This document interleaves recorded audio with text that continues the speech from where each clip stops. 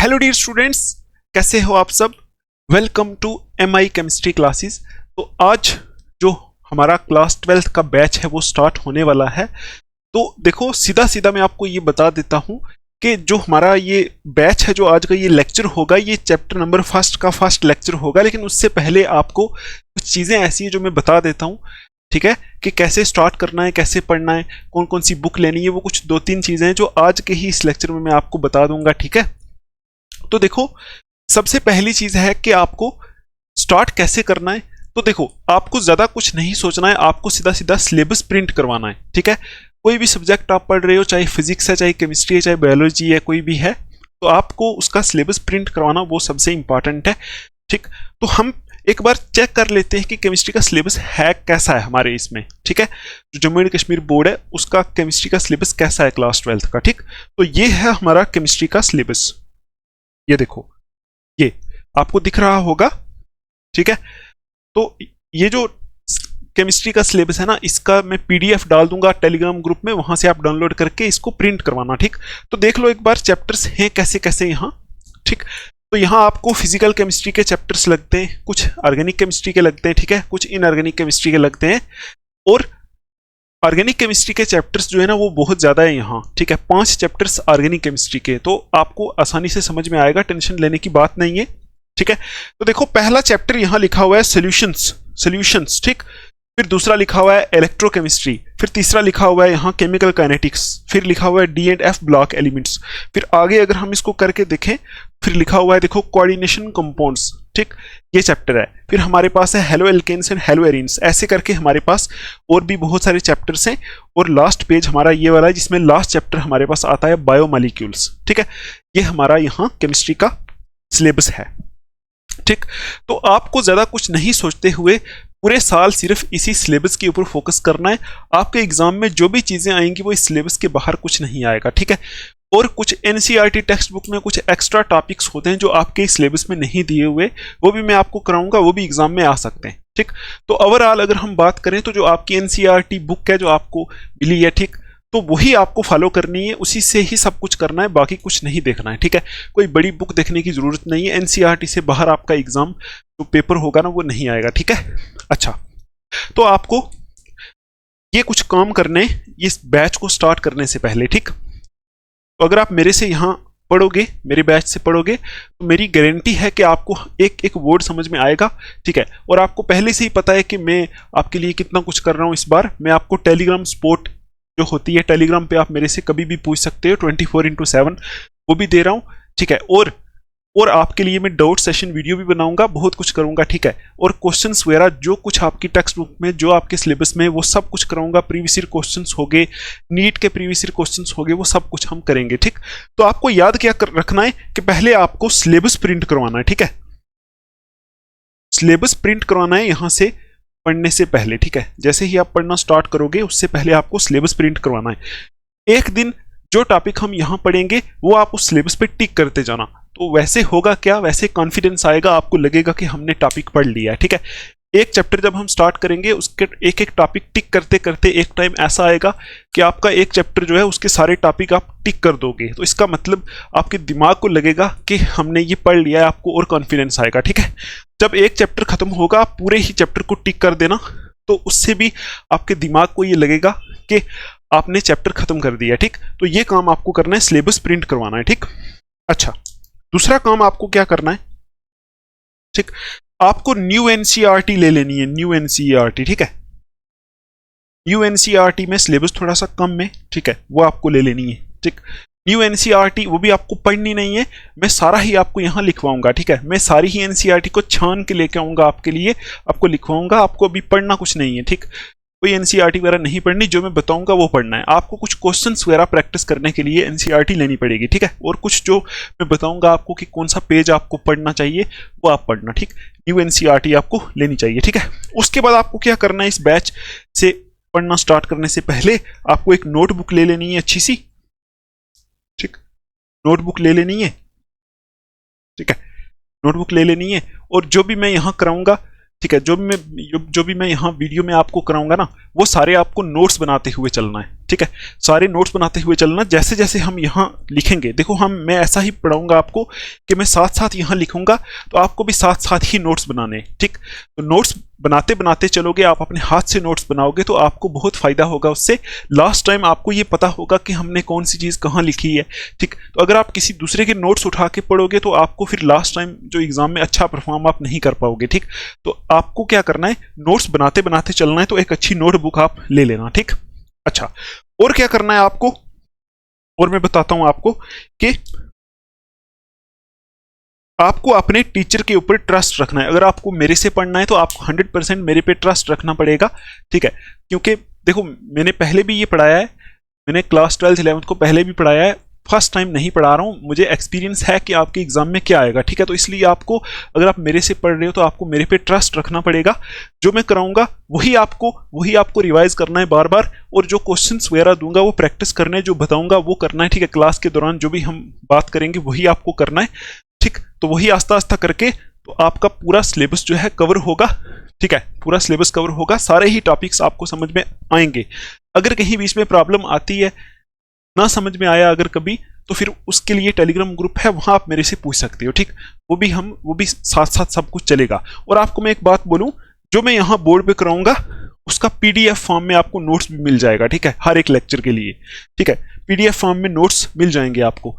तो जैसे ही लेक्चर हमारा ये खत्म होगा, लेक्चर अपलोड होगा, तो आपको पीडीएफ फॉर्म में भी यही बोर्ड वाला एग्जैक्ट नोट्स जो है हमें डाल दूंगा पीडीएफ, ठीक। वो भी आप वहां से भी देख के लिख सकते हो। लेकिन कोशिश ये करनी है आपको कि जैसे ही ये वीडियो चल रही है तो साथ साथ ही आप सब कुछ कवर कर लो, ठीक। ये आपको ध्यान में रखना है, ठीक है। और क्या करना है, और क्या करना है कि ज्यादा सोचना नहीं है आपको, ठीक है। ज्यादा सोचना नहीं है। कभी अगर कोई टॉपिक कॉम्प्लेक्स भी हो, कोई कॉम्प्लेक्स भी टॉपिक आ जाए, थोड़ा सा मुश्किल आ जाए, आपको ये सोचना नहीं है, आपको 3 वाली बात याद रखनी है, ऑल इज वेल बोलना है, ठीक है। ऑल इज वेल बोलना है। ज्यादा सोचना नहीं है कि ये मुश्किल होगा या कैसा होगा। दुनिया में कुछ भी मुश्किल नहीं है, अगर आप मेहनत करोगे सब चीजें आसान है। ऐसा हो सकता है कि कुछ चीजें नई हो, यहाँ न्यू आपके लिए नई हो, आपको स्टार्टिंग में समझ ना आए, लेकिन अगर आप उस पर काम करोगे तो ऐसा हो ही नहीं सकता आपको समझ में ना आए, ठीक। लेकिन उसके लिए वही एक चीज है कि आपको मतलब इंटरेस्ट तो लेना पड़ेगा, पढ़ाई करने में इंटरेस्ट लेना पड़ेगा, ठीक है। ऐसा नहीं कि बिना इंटरेस्ट आप खुल रहे हो, आपका ध्यान कहीं और है, पढ़ आप यहाँ से रहे हो, है ना, लिख कुछ और रहे हो, वैसे फिर कुछ नहीं होने वाला है, ठीक है। एजुकेशन एक ऐसी चीज़ है जिसमें अपना बंदे का इंटरेस्ट तो चाहिए। टीचर बेचारा जो भी कर ले, जितना भी कुछ कर ले, लेकिन जब तक एक स्टूडेंट का इंटरेस्ट नहीं है तो वो फिर पूरा काम नहीं हो सकता है, ठीक है। तो ये आपको ध्यान में रखना है, आपको इंटरेस्ट लेके ही काम करना है, ठीक है। और उसके बाद आपको एक चीज है, एक पॉइंट होता है पेशेंस। ये पेशेंस आपको रखना पड़ेगा, सब्र रखना पड़ेगा। देखो अगर मैं ज्यादा डिटेल में समझाऊंगा आपको तो फिर छोटे टॉपिक के लिए हो सकता है वीडियो थोड़ी सी लेंथी हो जाए, ठीक है। क्योंकि मैं ये मान के चलूंगा कि आपको कुछ नहीं आता है, ठीक है। आपको मैं वर्ड समझाने की कोशिश करूंगा, फिर वो करने के लिए आपको थोड़ा सा सब्र रखना पड़ेगा। हो सकता है वीडियो थोड़ी सी लेंथी हो जाए, लेकिन आपको वो देखनी पड़ेगी, पेशेंस रखना पड़ेगा, ठीक है। क्योंकि देखो दुनिया में आप जो मर्जी कर लो, ठीक है, जो मर्जी कर लो, जहां मर्जी चले जाओ, सब्र के बगैर कुछ नहीं है, ठीक है। सब्र तो रखना ही पड़ेगा, ये एक आपको दिमाग में पॉइंट रखना है। तो जो सब्र जो है ना, उसको अगर आप अपने दिमाग में बिठाना चाहते हो कि हमने सब्र से करना है, ठीक है, आराम से करना है, ऑल इज वेल बोलना है, ठीक है, तो उसके लिए आपको मैं एक शायरी दिखाता हूं, वो मुझे बहुत पसंद है, वो आप अपनी नोटबुक के ऊपर नोट कर सकते हो। ये वाली, इसको आप पढ़ो, देखो पढ़ो, आपको समझ में आएगा, ठीक है। ये ऐसी शायरी है जो मुझे भी सब्र करने पे मजबूर करती है, मुझे मोटिवेट करती है कि मैं सब्र में रहूं, ठीक। तो ये आप अपनी नोटबुक के ऊपर लिख लो स्टार्टिंग में, इसको रोज देखो। कभी अगर आपको लगे कि हम एक दिन में ही सारा करना है, या ये है या वो है, वैसा आपको नहीं सोचना, ठीक है। रोज का एक लेक्चर देखते जाओ, देखते जाओ, देखते जाओ। इतना बड़ा सिलेबस है, 10 चैप्टर से, तो 9 मंथ्स तो लग ही जाएंगे इसको कवर करने में अच्छे से। मतलब कुछ लोग तो सिर्फ एग्जाम टाइम ही करते हैं ना कवर, वैसा नहीं। अगर आपको सब्जेक्ट में इंटरेस्ट लेना है, सब्जेक्ट जो है उसको स्ट्रांग करना है, तो आपको 8-9 महीने तो लग ही जाएंगे यहाँ इस सिलेबस को कवर करने में, ठीक है। तो सब्र रख के आपको रोज एक एक लेक्चर देखना पड़ेगा, ठीक।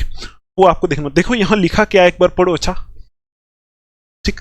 देखो, धीरे धीरे रे मना, धीरे सब कुछ होए, माली सींचे सो गड़ा, ऋतु आए फल होए। इसका मतलब क्या हो गया, इसका मतलब इंग्लिश में भी लिखा हुआ है नीचे। इसका मतलब हो गया कि ये जो मना का मतलब है, इसका मतलब है मन, कि आपने मन को बोलना है कि मन मेरा जो है ए मन ए मेरे मन के सब कुछ जो होता है वो धीरे धीरे होता है, ठीक। तो अगर एक हम पौधा लगाएं तो उसको कंटिन्यूसली पानी देते रहेंगे, फिर भी एक वक्त आएगा तो उसके ऊपर फल उगेंगे, ठीक है। ऐसा नहीं होगा कि जैसे ही पानी दो तो फल उग जाएंगे, ऐसा नहीं होगा। मतलब अगर आप जितनी मर्जी मेहनत करते जाओ, एक टाइम ही आएगा ऐसा जिस टाइम आपके पास कुछ होगा, ठीक। ऐसा नहीं कि अगर आपने एक दिन मेहनत की, एक दिन में ही आपके पास कुछ आ जाएगा, ऐसा नहीं होगा, ठीक है। तो यहां लिखा ना माली, ये गार्डन की बात हो रही है कि एक गार्डन के अंदर एक बंदा पानी देता रहता है, पूरा साल देता रहता है, तो लास्ट में जब सीजन आता है तो उस टाइम वहां फल उगते हैं, ठीक। ऐसा नहीं होता कि जिस दिन पानी दिया उसी दिन फल उग गए। अगर आपको मतलब ऐसा नहीं सोचना है कि जिस दिन आपने मेहनत की उसी दिन ही आप कुछ बन जाओगे, ऐसा नहीं। आप कंटिन्यूसली थोड़ी मेहनत करोगे, जब वक्त आएगा उस टाइम ही आपके पास कुछ अच्छा होगा, ठीक है। ये आपको ध्यान में रखना है, इसको आपने समझने की कोशिश करनी है। ये आप अपनी नोटबुक के ऊपर लिख लो, ठीक। अच्छा, उसके बाद देखो, अभी हम ज्यादा बातें नहीं करेंगे, ये पॉइंट्स आपको कुछ ध्यान में रखने हैं। सिलेबस वगैरह प्रिंट कराना है, न्यू एनसीईआरटी लेनी है, एक नोटबुक लेनी है, ठीक। और अभी हम स्टार्ट करते हैं अपना बैच, मतलब अपना जो हमारा जो लेक्चर है, हम आज क्या पढ़ने वाले वो स्टार्ट करते हैं, ज्यादा टाइम वेस्ट ना करते हुए, ठीक है। तो आपको नोटबुक लेनी है, नोटबुक के ऊपर पहले कुछ चीजें हैं जो आपको लिखनी है, ठीक है। न्यू नोटबुक लेनी है आपको केमिस्ट्री के लिए, ठीक। तो मेरे पे ट्रस्ट रखना है, मेरी गारंटी रहेगी कि आपको एक एक पॉइंट में समझाऊंगा, ठीक है। जितनी मेहनत मेरे से होगी मैं करूंगा आपके लिए, ठीक है। आप टेंशन फ्री रहो, ठीक है। अच्छा, तो नोटबुक आपने, सपोज मैं अभी मान रहा हूं कि आपने नोटबुक न्यू लाई है, तो अभी आप उस नोटबुक के ऊपर कुछ चीजें लिखोगे, और वो चीजें हैं ये। एक बार मैं इसको साफ करता हूं फिर आपको बताता हूं। देखो, इसको साफ करते हैं। न्यू नोटबुक के पहले पेज के ऊपर आप ये लिखोगे, एक मिनट, ये देखो, ये कुछ पॉइंट्स हैं, इनको बोलते हैं एफर्मेशंस, ठीक है। तो ये कुछ ऐसे पॉइंट्स हैं जो अगर हम अपने आप को रोज बोले, इनको हम रोज पढ़े, तो हमारी लाइफ में एक पॉजिटिविटी आती है, ठीक है। तो ये देखो मैंने लिखा क्या यहां, देखो पहला पॉइंट है, ये आपको अपनी नोटबुक के ऊपर लिखना है, ठीक है। फर्स्ट पेज पे ये लिखना है, ठीक। ये आपको जब आप नोटबुक रोज खोलोगे ना, तो आपको रोज ये पढ़ना है, ठीक। तभी आपकी लाइफ में पॉजिटिविटी आएगी, ठीक है। हमारा जो ये बैच है, इसकी शुरुआत भी अच्छी होगी, अच्छा चलेगा, ठीक। तो देखो यहां लिखा है मैंने, मैं एक अच्छा इंसान हूं, अपने पेरेंट्स की इज्जत करता हूं, ठीक है, और हर बड़े की इज्जत करता हूं। ये आपको अपनी नोटबुक पे लिखना है, ठीक है। आपको देखो, पढ़ाई करने का मतलब ही यही है कि आपको एक लास्ट पे अच्छा इंसान ही बनना है, ठीक। तो वो उस चीज के लिए आपको ये चीजें अपने आप को रोज रोज बोलनी है, ठीक। ये मैंने लिखा है पहला पॉइंट, ये अपनी नोटबुक के ऊपर आपने लिखना है। दूसरा पॉइंट क्या है, मुझे सभी लिविंग क्रिएचर्स, देखो मुझे सभी लिविंग क्रिएचर्स से प्यार है और मुझे पढ़ाई करने में मजा आता है, ठीक है। ये आपको अपनी नोटबुक के ऊपर लिखना है कि मुझे हर एक लिविंग क्रिएचर, कोई भी है, कोई भी इंसान है, कोई भी जानवर है, सब ठीक है, सब मेरे अपने ही है, ठीक है। मैं भी उनमें से एक हूँ, ठीक है, और मुझे पढ़ाई करने में बड़ा मजा आता है, अपने आप को बोलना है, ठीक। तीसरी चीज लिखनी है, मैंने पहले भी बहुत मेहनत की है और अब भी मैं मेहनत करने के लिए तैयार हूँ, ठीक है। तो आपने पहले 11th क्लास में भी बहुत मेहनत की है, अभी भी आप तैयार हो मेहनत करने के लिए, ठीक है। आगे आगे जैसे बढ़ते जाओगे आप मेहनत के लिए तैयार हो, ठीक, ये बोलना है। और फोर्थ नंबर पे देखो लिखा है, मैं अपने आप को दूसरों से कंपेयर नहीं करता, लेकिन मेरे ड्रीम्स बहुत बड़े हैं। मतलब मैं अपने आप को दूसरों से कंपेयर नहीं करना, ठीक है। अपने आप को कभी दूसरों से कंपेयर नहीं करना चाहिए, अपने आप को अपने आप से ही कंपेयर करना चाहिए। आज हमारी जो प्रोग्रेस है, कल उससे हमारी प्रोग्रेस ज्यादा होनी चाहिए, ठीक। परसों उससे हमारी प्रोग्रेस ज्यादा होनी चाहिए। ऐसा नहीं कि दूसरे की अगर प्रोग्रेस बहुत ज्यादा है, वो टॉपर है, तो अपने आप को उससे कंपेयर करके सैड हो जाओ, वो नहीं करना, ठीक। तो यहाँ वही मैंने लिखा है कि मैं अपने आप को दूसरे से कंपेयर नहीं करता। तो ये अपने आप को आप बोल रहे हो कि मैं कंपेयर नहीं करता हूँ, मेरे ड्रीम्स बहुत बड़े हैं, ठीक है। अब देखो 5 पॉइंट, मैं जानता हूँ कि मुझ में कमियां हैं, लेकिन मैं उन्हें इंप्रूव करने में लगा रहूंगा और एक दिन अपना सपना पूरा करूंगा, ठीक। तो आप में अगर कोई कमी है, आपको कोई चीज नहीं आती है, कोई सब्जेक्ट नहीं आता, तो आप अपने आप को बोलो, हाँ मैं जानता हूं मुझ में कमियां हैं, मुझ में प्रॉब्लम्स हैं, है ना। हर किसी में होती हैं प्रॉब्लम्स, लेकिन मैं उनमें इंप्रूव करूंगा, करता रहूंगा, मतलब मैं करता हूं उनको इंप्रूव, ठीक है। और एक दिन ऐसा आएगा कि मैं अपने सपनों को पूरा कर लूंगा, ठीक। ये अपने आप को बोलना है, ठीक। और 6 नंबर पे देखो लिखा है, मैं एक अच्छा स्टूडेंट हूं और एक अच्छा इंसान भी और हमेशा रहूंगा। बोलना अपने आप को, मैं एक अच्छा स्टूडेंट हूं, मैं एक अच्छा इंसान हूं, ठीक। अपने आप को बोलते रहो तो आप वैसे ही बन जाओगे, ठीक है। उसके बाद देखो, मैं काला हूं, देखो ये चीज बहुत इंपॉर्टेंट है, कुछ ऐसे स्टूडेंट होते हैं, कुछ ऐसे लोग होते हैं जिन किसी का कोई रंग काला होता है, किसी में कॉन्फिडेंस की कमी होती है, किसी की हाइट छोटी होती है, किसी की बड़ी होती है, तो वो अपने आप को ऐसे मतलब बोलते रहते हैं ना कभी कभी के, कोई बोलता है मैं काला हूँ, मुझे पता नहीं कुछ मिलेगा कि नहीं, कोई बोलता है मैं छोटा हूँ, मेरे से कोई बात करेगा कि नहीं, ये चीज़ें, ठीक है। तो आप अपने आप को जोर से बोलना है, हाँ मैं काला हूँ, मैं गोरा हूँ, मैं जैसा हूँ, ठीक है, मैं लंबा हूँ, मैं छोटा हूँ, जैसा ही हूँ मैं बेस्ट हूँ। अपने आप को बोलना है मैं बेस्ट हूँ, ठीक है। आप जैसे भी हो आप परफेक्ट हो, ठीक है। अपने आप को ये बोलना है मैं काला हूँ, गोरा हूँ, जैसा भी हूँ, ठीक है, लंबा हूँ, छोटा हूँ, इतना छोटा हूँ, इतना छोटा हूँ, जैसा भी हूँ मैं अपनी जगह परफेक्ट हूँ, ठीक। तो उसके बाद ये बोलने के बाद आपने आपको बोलना है आई लव माई सेल्फ, जोर से बोलना है, क्योंकि आप ही हो जो आपसे मतलब दुनिया में एक ऐसा ही बंदा है जो आपसे प्यार करता है, वो खुद आप हो, और दुनिया में कोई इंसान किसी से प्यार नहीं करता है, ठीक है, एक्सेप्ट पेरेंट्स, ठीक। बाकी सारे कभी ना कभी आपको छोड़ ही जाएंगे, ठीक। तो आप खुद हो जो अपने आप से प्यार करते हो, ये रोज आपको बोलना है, ठीक। मैं जैसा भी हूँ, काला हूँ, गोरा हूँ, मेरे मुंह ऐसा है, जैसा भी ऐसा भी है, जैसा भी हो, मैं बेस्ट हूँ, आई लव माई सेल्फ, ये अपने आप को रोज बोलना है, ठीक। तो ये अपनी लाइनें आपको अपनी नोटबुक के ऊपर पहले पेज के ऊपर लिखनी है, ठीक है। तो ये आप लिखोगे तो आपके अंदर मुझे उम्मीद है कि पॉजिटिविटी आएगी, ठीक। तो ये लिखने के बाद अभी हम एक बार वीडियो पॉज करके आप ये लिख लो, उसके बाद आपको वीडियो पॉज नहीं करनी पड़ेगी आगे, ठीक है।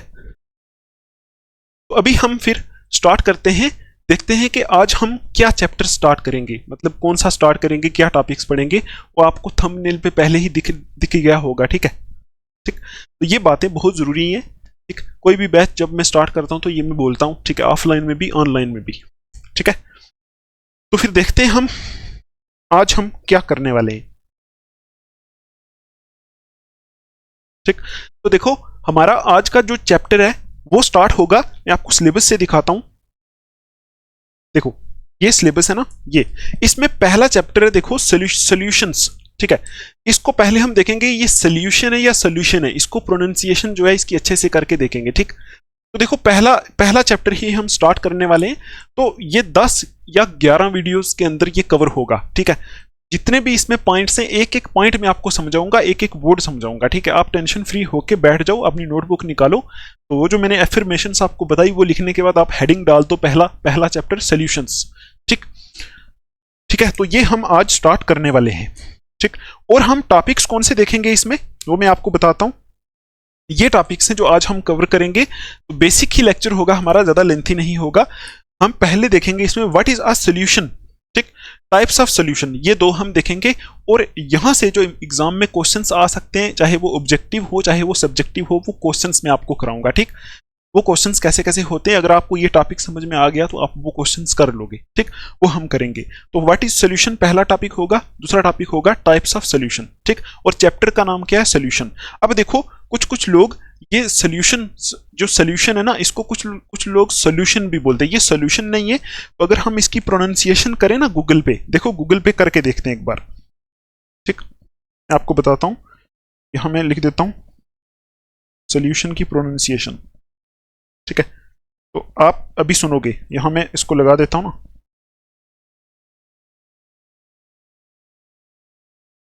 सॉल्यूशन, देखो सॉल्यूशन, सॉल्यूशन, देखो ये एक्चुअल में सॉल्यूशन है, ठीक है। ये सॉल्यूशन नहीं है, ये सॉल्यूशन है, ठीक है। आपको सॉल्यूशन बोलना है, ठीक है, सॉल्यूशन। अब देखो टॉपिक तो आपको पता चल गया, सॉल्यूशन होती क्या चीज है और इसकी टाइप्स क्या होती हैं, ये हम आज पढ़ने वाले हैं, ठीक। तो आप पहला टॉपिक अपनी नोटबुक के ऊपर लिख सकते हो, एक मिनट, ये टॉपिक लिख लो पहला, व्हाट इज अ सॉल्यूशन, ठीक। तो ये हम अभी से स्टार्ट करने वाले हैं। तो आपको वही मैंने बात बोली, सब कुछ धीरे धीरे होता है, तो सब्र बना के आपको रखना है अगर आपको अच्छे से समझना है। तो आप ऐसा बोलो नहीं वीडियो लेंथी हो गई, अब कुछ पॉइंट्स ऐसे भी थे जो आपको बताने थे पहले, तो फिर वीडियो तो थोड़ी सी लेंथी होगी, ठीक। तो अभी करते हैं स्टार्ट, आराम से आपको एक एक लाइन जो मैं बताऊंगा लिखनी है, उसको समझना है, ठीक है। पहले हम यहाँ ये देख रहे हैं कि सोल्यूशन होता क्या है, ठीक है, सोल्यूशन होता क्या है। तो आप अपनी नोटबुक के ऊपर पहले एक लाइन लिखो, उसके बाद हम एक एक डिटेल समझेंगे, ठीक है। एग्जांपल्स दूंगा आपको, अच्छे से समझाने की कोशिश करूंगा, ठीक है। तो आप लिख लो पहले एक लाइन, ठीक। तो what is a solution, solution होता क्या है? ये सोल्यूशन जो भी चीज होती है आपने पहले भी बहुत बार पढ़ी है, इसकी जो भी टाइप्स होती हैं वो भी आपने पहले बहुत बार पढ़ी है, ठीक है। क्लास 8th में भी पढ़ी होंगी, 7th में भी पढ़ी होंगी, आपको बड़े ही आसानी के साथ समझ में आएगा, ठीक। तो आपको अगर कोई प्रॉब्लम आ रही है, कोई कम्प्लेक्सिटी, कोई टॉपिक कम्प्लेक्स लग रहा है, तो आपको डरना नहीं है, उससे सोचना है सिंपल है, ठीक है। क्योंकि 12th है, 12th छोटी सी क्लास होती है, सिंपल क्लास है, ठीक है। लोग बड़ी बड़ी पीएचडी और पता नहीं क्या क्या कर लेते हैं, 12th तो कुछ भी नहीं है, ये बोलना है, ठीक। तो लिखो लाइन पहले, फिर समझते हैं इसको। लिखो सोल्यूशन होता क्या है, तो यहां मैं लिख देता हूं a solution, solution is a homogeneous mixture, homogeneous mixture,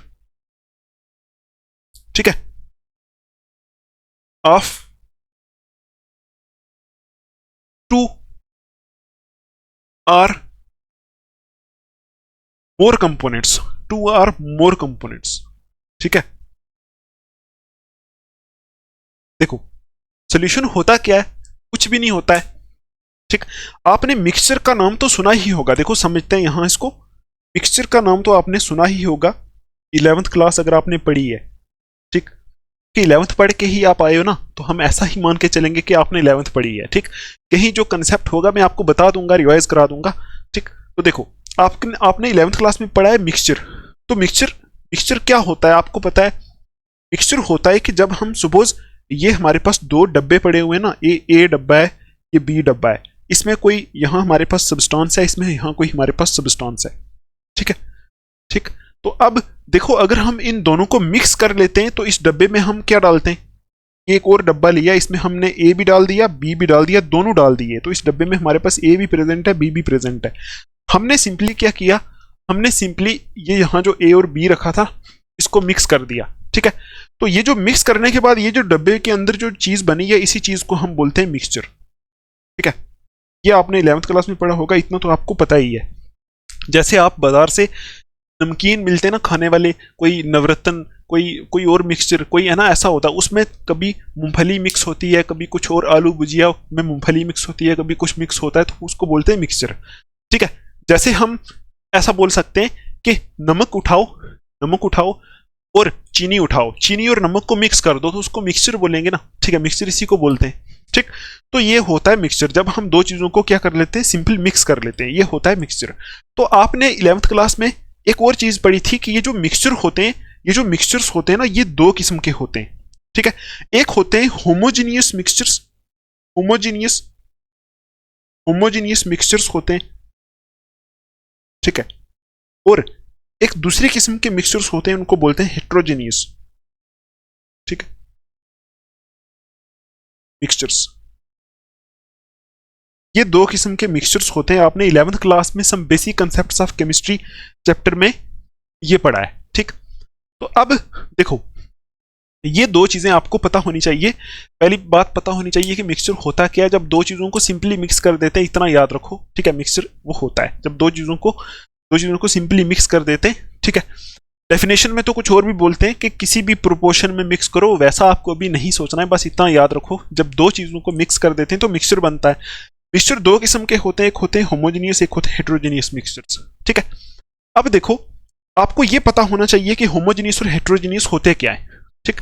suppose देखो ये होमो का मतलब होता है सेम, सेम, और ये जीनियस का मतलब होता है कंपोजिशन, कंपोजिशन, ठीक है, कंपोजिशन। और ये हेट्रो का मतलब होता है डिफरेंट, डिफरेंट, और ये जीनियस का मतलब होता है कंपोजिशन, ठीक। ये आपको बस समझना है, अभी लिखना नहीं है, आपको समझ में आएगा, ठीक है। तो अब अगर हम यहां इसकी एग्जांपल लें तो एग्जांपल से हम ऐसे समझ सकते हैं कि सपोज अगर हम क्या करें, अगर हम क्या करें, यहां हमने ले लिया एक बीकर में वाटर, बीकर क्या होता है आपको पता है, कोई बर्तन को बोल दो बीकर, बीकर एक ग्लास की तरह एक सब्सटेंस होता है लैब के अंदर, ठीक है। लैब के अंदर उसको हम बीकर बोलते हैं, ग्लास की तरह। आप मान लो ये ग्लास है, ठीक, ग्लास के अंदर हमने भर दिया यहां तक पानी, ठीक है। चीज समझो, चीज समझो, ग्लास के अंदर हमने यहां तक भर दिया पानी, ठीक है। ये पानी भर दिया, इस पानी के बीच में हमने डाल दिया नमक, ठीक है, थोड़ा सा नमक डाल दिया। मैं यहां बोल रहा हूं कि इस पानी के बीच में थोड़ा सा मैंने सॉल्ट डाल दिया, सॉल्ट डाल दिया, और इसको हमने ऊपर से एक कोई चम्मच डाल दिया इसमें, या कोई ग्लास रॉड, कोई रॉड डाल दी, कुछ डाल दिया, इसको मिक्स करके सॉल्ट को पानी में मिक्स कर दिया। ठीक है, ये काम हमने कर दिया। ठीक है, एक ये आपको याद रखना है। अभी आपको समझाता हूं, अभी एक और एग्जांपल देखो। और दूसरा, सपोज हमारे पास एक गिलास था, इस गिलास में यहां तक हमारे पास पानी था, यहां तक हमारे पास वाटर था, इस गिलास में हमने डाल दिया ऑयल, तेल। तेल आपको पता ही है, कोई भी तेल डाल लो। ठीक, तो अब आपने ऐसा तो देखा ही होगा, कभी भी आपने एक पानी के गिलास के अंदर जब तेल डाला होगा तो तेल जो होता है ना, वो पानी के ऊपर ही तैरना स्टार्ट कर देता है। ठीक है, पानी के ऊपर ही तेल ऐसे अलग सा दिखता है। ठीक है, अब देखो, ये दो अलग अलग किस्म के मिक्सचर्स की एग्जांपल है। इसको मैं बोलता हूं ए, इसको मैं बोलता हूं बी। ये आपको लिखना नहीं है, बस समझना है। ठीक, मैं आपको ये समझा रहा हूं कि होमोजेनियस और हेटेरोजेनियस मिक्सचर्स होते क्या है, पहले ये आपको पता होना चाहिए। ठीक, तो देखो, अगर आप ऐसा करोगे अपने घर में, ठीक है, अगर आप ऐसा करोगे, आप पानी का एक गिलास लोगे, उसके अंदर नमक को मिक्स कर दोगे, ठीक, अच्छे से मिक्स कर दोगे, तो अगर आप इसको ऊपर से देखोगे, ठीक, तो आपको कहीं भी सॉल्ट एंड वाटर अलग अलग नहीं दिखेंगे, नमक और पानी अलग अलग नहीं दिखेंगे, पूरे का पूरा बीच में मिक्स हुआ होगा। ओवरऑल आपको ये सारे का सारा एक लिक्विड की फॉर्म में दिखेगा। ओवरऑल सारे का सारा, पूरे का पूरा है, तो उसमें पानी भी है, नमक भी है, लेकिन ओवरऑल आपको सारे का सारा कैसे दिखेगा, एक लिक्विड की फॉर्म में दिखेगा। तो हम बोल सकते हैं कि इस पूरे के अंदर जहां मर्जी आप देखो, जिस मर्जी जगह देखो, हर जगह इसकी कंपोजिशन जो है, इसकी जो किस तरह से बना हुआ है, इसकी कंपोजिशन जो है वो क्या है, सेम है। मतलब पूरे का पूरा ही लिक्विड, पूरे का पूरा ही कंपोजिशन सेम है। मतलब फेज बोल सकते हो आप, फेज जो है इसका सेम है, मतलब ऐसा बोल सकते हो। आई होप समझ में आ रहा होगा आपको। ठीक है, जब पानी में नमक मिक्स कर देते हैं तो ओवरऑल पूरे का पूरा हमें एक ही जैसा दिखता है, उसमें कोई अलग बाउंड्री नहीं दिखती है। ठीक, ठीक है, तो ये आपको समझ में आया होगा। ये सारे का सारा कैसा दिखता है, बिल्कुल एग्जैक्ट एक जैसा ही दिखता है। मतलब इसकी कंपोजिशन क्या होती है, सेम होती है, जब हम पानी में सॉल्ट को मिक्स कर देते हैं, नमक को मिक्स कर देते हैं। ठीक, अब दूसरी जगह आप देखो, जब हम पानी में तेल को मिक्स कर देते हैं तो उस टाइम आप मुझे बताओ, क्या कंपोजिशन ओवरऑल सेम होती है? नहीं होती, क्योंकि तेल को जब हम पानी में मिक्स करते हैं तो तेल ऊपर तैरता है, पानी अलग दिखता है, तो इसकी कंपोजिशन जो है, कंपोजिशन सेम नहीं हुई। ठीक, अगर कंपोजिशन सेम होती तो ये अलग बाउंड्री ना दिखती, मतलब ये तेल अलग और पानी अलग ना दिखता, अलग ना दिखता। ठीक, तो अभी ये तेल अलग और पानी अलग दिख रहा है, इसका मतलब इस मिक्सचर की कंपोजिशन डिफरेंट है। ठीक है, डिफरेंट कंपोजिशन है, मतलब हर जगह। ठीक, ये ऐसा वर्ड आप, ऐसा मैं आपको बताता हूं, रुको। सेम कंपोजिशन यहां लिख लो, same composition throughout, throughout यहां लिखो, डिफरेंट कंपोजिशन आगे थ्रू आउट वर्ड लिख सकते हो आप। थ्रू आउट, थ्रू आउट का मतलब ही होता है कि पूरे पूरे में देखेंगे, पूरे इस बीकर के अंदर देखेंगे। ठीक है, जैसे आपने पानी में नमक मिक्स किया, ठीक है, तो पानी में नमक मिक्स करने के बाद पूरे उस ग्लास में देखोगे ना, हर जगह आपको सेम ही दिखेगा, आपको कोई अलग बाउंड्री नहीं दिखेगी। ऐसा नहीं दिखेगा कि कहीं नमक पड़ा हुआ है, कहीं कहीं पानी पड़ा हुआ है, ऐसा नहीं दिखेगा। ठीक, लेकिन इस केस में आपको किसी जगह सिर्फ तेल दिख रहा है, किसी जगह पानी दिख रहा है, इसमें सेम कंपोजिशन नहीं है। पूरे के पूरे ग्लास के अंदर, पूरे के पूरे ग्लास के अंदर देखना है, सेम कंपोजिशन नहीं है। तो अब आप बोलोगे इस मिक्सचर में सेम कंपोजिशन है, तो इसको बोलेंगे ये कौन सा मिक्सचर है, होमोजेनियस मिक्सचर है। ठीक है, और इस मिक्सचर में कैसी कंपोजिशन है, डिफरेंट कंपोजिशन है थ्रू आउट, मतलब पूरे ग्लास के अंदर जो कंपोजिशन है वो कैसी है, डिफरेंट है, किसी जगह कोई है, किसी जगह कोई और है। ठीक, तो इसको आप बोलोगे हेटेरोजेनियस मिक्सचर। और भी एग्जांपल आपको मैं बता सकता हूं, जैसे आपने कभी क्या देखा होगा, आपने हवा देखी है, हवा, या आपको ऐसे नहीं समझ में आएगा, आप टेंशन मत लो।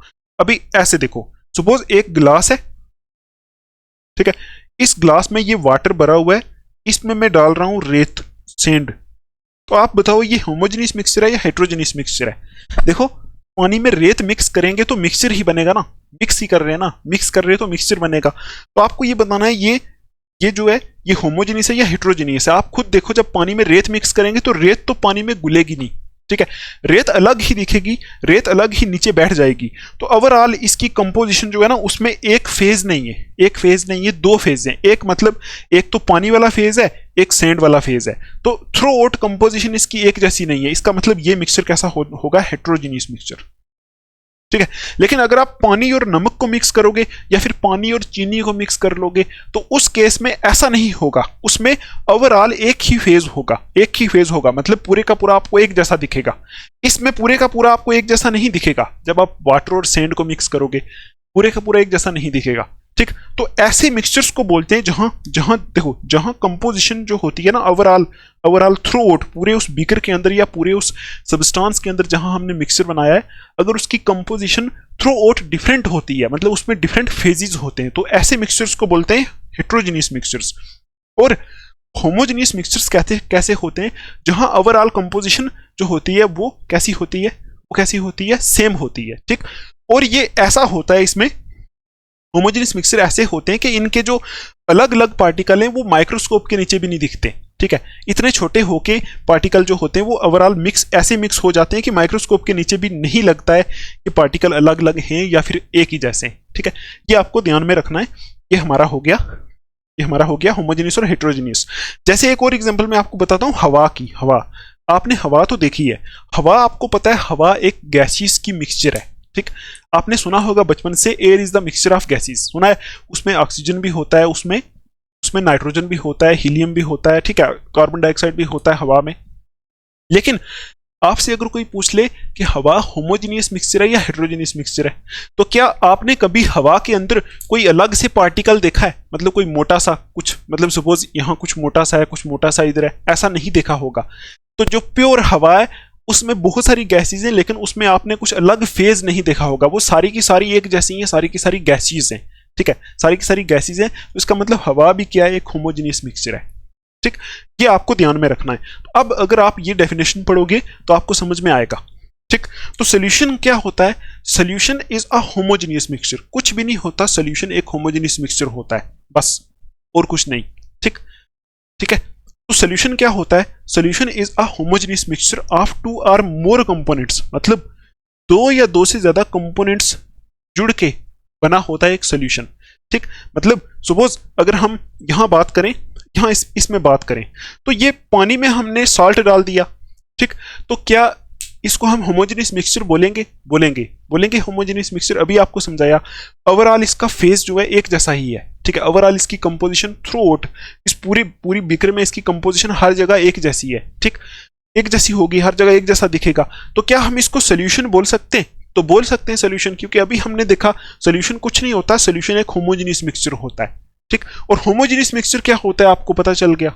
ठीक है, तो आई होप आपको सोल्यूशन की डेफिनेशन तो समझ में आ गई होगी। ये क्या होता है सोल्यूशन? सोल्यूशन एक होमोजेनियस मिक्सचर होता है ऑफ 2 और मोर कंपोनेंट्स, उसमें 2 या 2 से ज्यादा कंपोनेंट्स भी जुड़े हुए हो सकते हैं। ठीक, 2 कंपोनेंट भी जुड़े हुए हो सकते हैं। अब कंपोनेंट क्या होते हैं वो भी मैं आपको समझाता हूं, आप टेंशन फ्री रहो। ये जो लेक्चर है ये थोड़ा सा बेसिक लेक्चर है, आगे थोड़े से मुश्किल लेक्चर होंगे। ठीक, वो भी आपको समझ में आएंगे, लेकिन बेसिक आपको चीजें पता होनी चाहिए। ठीक, अब देखो कंपोनेंट का मतलब क्या होता है। कंपोनेंट बिल्कुल सिंपल है, कोई ज्यादा हाई फाई चीज नहीं है। सपोज जैसे हमने यहाँ ये सोल्यूशन बनाया, ये हमने सोल्यूशन बनाया, इसमें हमने 2 चीजें मिक्स कर दी हैं, पानी और नमक को मिक्स किया है। ठीक, पानी और नमक को मिक्स किया है तो ये होमोजेनियस मिक्सचर बन गया। तो होमोजेनियस मिक्सचर को ही तो सोल्यूशन बोलते हैं। ठीक, लेकिन इसमें देखो कितने कंपोनेंट हमने मिक्स किए, कितनी चीजें मिक्स की। जितनी चीजें हम आपस में मिक्स करते हैं उन्हीं को ही कंपोनेंट्स बोलते हैं। जैसे इसमें पानी और नमक मिक्स किया, कितनी चीजें मिक्स की? 2। तो इस सोल्यूशन के 2 कंपोनेंट्स हो गए। ठीक है, 2 कंपोनेंट्स हो गए। तो ऐसा भी हो सकता है, और कभी कभी ऐसा भी आपने किया होगा, आपने सॉल्ट भी डाला होगा पानी में, है ना, पानी लिया होगा, उसमें नमक भी डाला होगा, उसमें शुगर भी डाली होगी। ऐसा आपने बहुत बार किया, घर में किया होगा पीने के लिए। ठीक है, साल्ट और चीनी दोनों डाल के पानी भी पीते हैं कभी कभी। तो देखो, अब अगर हम इसमें पानी भी डाल दें, सॉल्ट भी डाल दें, शुगर भी डाल दें, तो अब ये क्या है? सोल्यूशन ही होगा, क्योंकि जब आप पानी और चीनी और नमक को मिक्स करोगे तो ओवरऑल जो चीज बनेगी ना, जो मिक्सचर बनेगा, उसकी कंपोजिशन एक जैसी होगी हर जगह। ठीक है, उसमें कभी चीनी अलग और पानी अलग नहीं दिखेगा। आपको मिक्स अच्छे से करना है। ठीक है, तो अब आप बोलो इसमें कितने कंपोनेंट्स हैं? देखो एक दो अब तीन कंपोनेंट्स हो गए इसमें, है तो ये भी सोल्यूशन बन गया। इसमें कंपोनेंट्स कितने हो गए? तीन। अब आगे देखो, अगर मैं क्या करूं, आपने कभी ऐसा भी किया होगा, लेमन आपको पता है ना, नींबू, वो भी आपने कभी कभी इसमें डाला होगा, ठीक है। कभी कभी आप क्या करते हो, पानी लेते हो, उसमें चीनी भी डालते हो, नमक भी डालते हो, नींबू भी डालते हो, ठीक है। वो बना के पीते हैं ना हम, नींबू पानी, है ना, नींबू पानी जिसको बोलते हैं, ठीक। तो आप ये देखो, अभी हमने इसमें डाल दिया, अभी भी ये सोल्यूशन ही है, ठीक है, सोल्यूशन ही बन गया।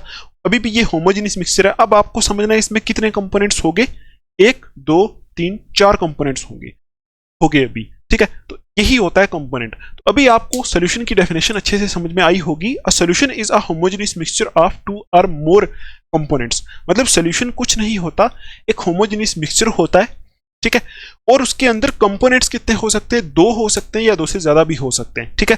जैसे मैंने आपको बताया, दो कंपोनेंट मतलब पानी और नमक को मिक्स कर दो, पानी नमक चीनी को भी मिक्स कर सकते हैं, मतलब ऐसे चार पांच चीजों को भी मिक्स करके एक सोल्यूशन बनाया जा सकता है। तो सोल्यूशन में दो कंपोनेंट्स भी हो सकते हैं, दो या दो से ज्यादा भी हो सकते हैं, ठीक है। तो ये होता है सोल्यूशन। होता क्या है? एक होमोजेनियस मिक्सचर होता है, दैट्स इट, और कुछ खास नहीं होता है, ठीक। तो अब आप एक लाइन यहां इसमें ऐड कर लो कि देखो ये आपको नहीं लिखना है, ठीक है, ये आपको बस समझाने के लिए था, ठीक है। कि अभी आपकी मतलब अभी अभी क्लास स्टार्ट हुई है ना, तभी मैं थोड़ा ये डिटेल में आपको समझा रहा था, ठीक। हो सकता है आपको होमोजेनियस और हेटेरोजेनियस की वो डेफिनेशन ही भूल गई हो, ठीक है, इसलिए थोड़ा सा समझाना इंपॉर्टेंट था यहाँ। तो अब यहाँ आप लिखोगे, इसी के आगे थोड़ा सा कंटिन्यू करके लिख लो। अच्छा, ऐसे करके लिख लो, बाई होमोजेनियस, मतलब होमोजेनियस का मतलब क्या है? होमोजेनियस, होमोजेनियस का मतलब क्या है? बाई होमोजेनियस, होमोजेनियस मिक्सचर, इसका मतलब क्या है? बाई होमोजेनियस मिक्सचर लिख लो आप इसको, आगे कॉमा डाल के लिखो। वी मीन दैट, मतलब होमोजेनियस मिक्सचर का मतलब क्या है? We mean that its composition and properties, its composition and properties, ठीक है। आगे लिखो, are uniform throughout the mixture, throughout the mixture, ठीक। ये हो गया होमोजेनियस मिक्सचर का मतलब, ये भी आपको साथ में ही ऐड कर लेना है, ठीक है। आई होप समझ में आया होगा। तो होमोजेनियस मिक्सचर क्या होता है मैंने आपको पहले ही बता दिया, जिसकी कंपोजिशन यूनिफॉर्म हो।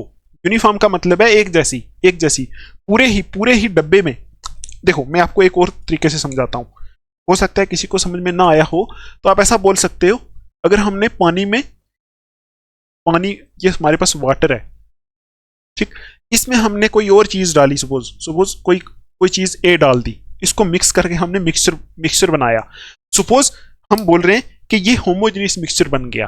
तो सपोज मैं बोल रहा हूं कि इस पूरे का कलर जो आया, इस पूरे का कलर, ठीक है, ये पूरे का पूरा कलर आ गया ब्लू कलर, ठीक है, ब्लू कलर का बना ये, पानी में हमने ये चीज मिक्स कर दी, ब्लू कलर का बन गया, ठीक। तो अगर अगर ये होमोजेनियस होगा, तो इस पूरे के अंदर, मतलब चाहे आप यहां से इसकी कंपोजिशन उठाओ, यहां से उठाओ, यहां से उठाओ, यहां से उठाओ, जहां मर्जी से उठाओ, हर जगह इसकी कंपोजिशन एक जैसी होगी, ठीक। जहां मर्जी से इसका कोई ड्रॉप आप बाहर लेके आओ, हर जगह एक जैसा होगा, ठीक है, हर जगह इसकी कंपोजिशन सेम होगी।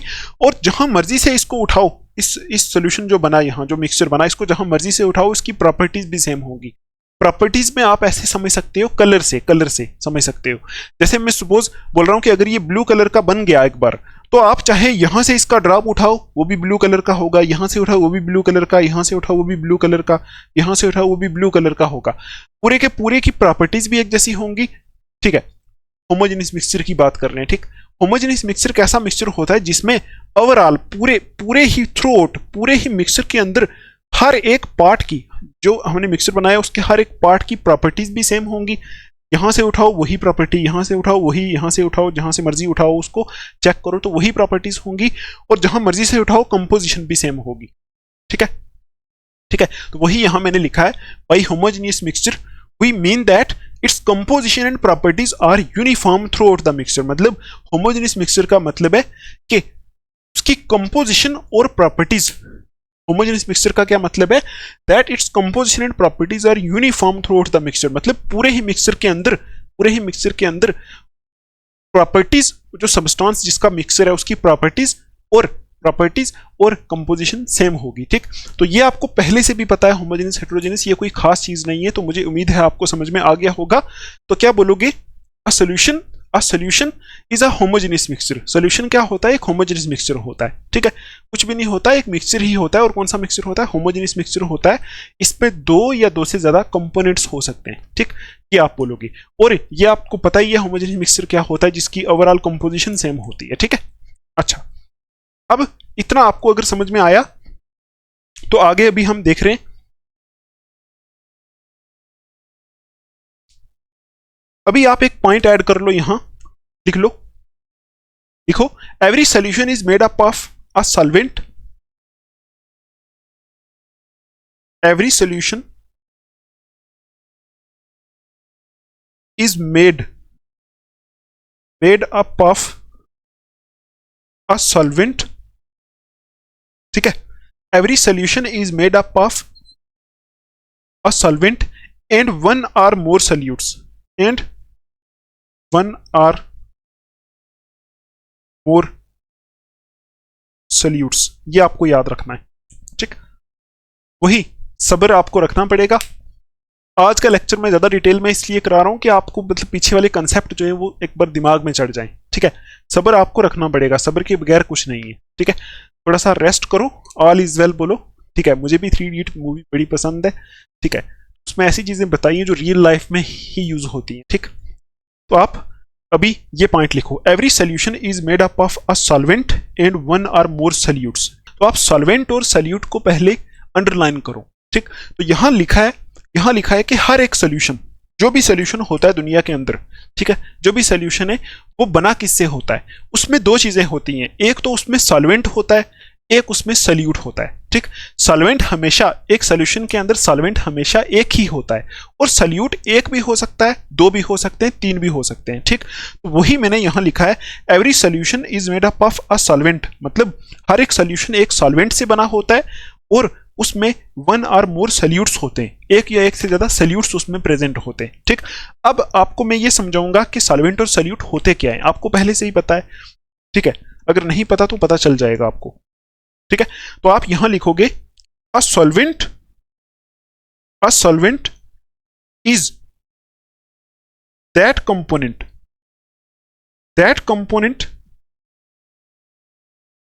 Of a solution. मतलब सॉल्वेंट एक सॉल्यूशन का वो कंपोनेंट होता है।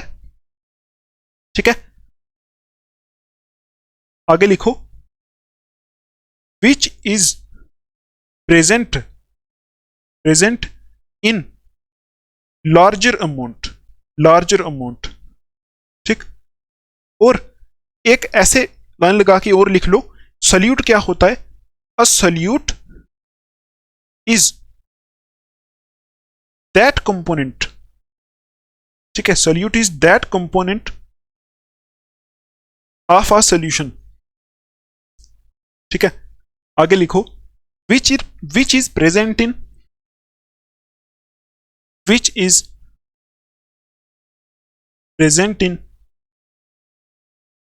Smaller amount.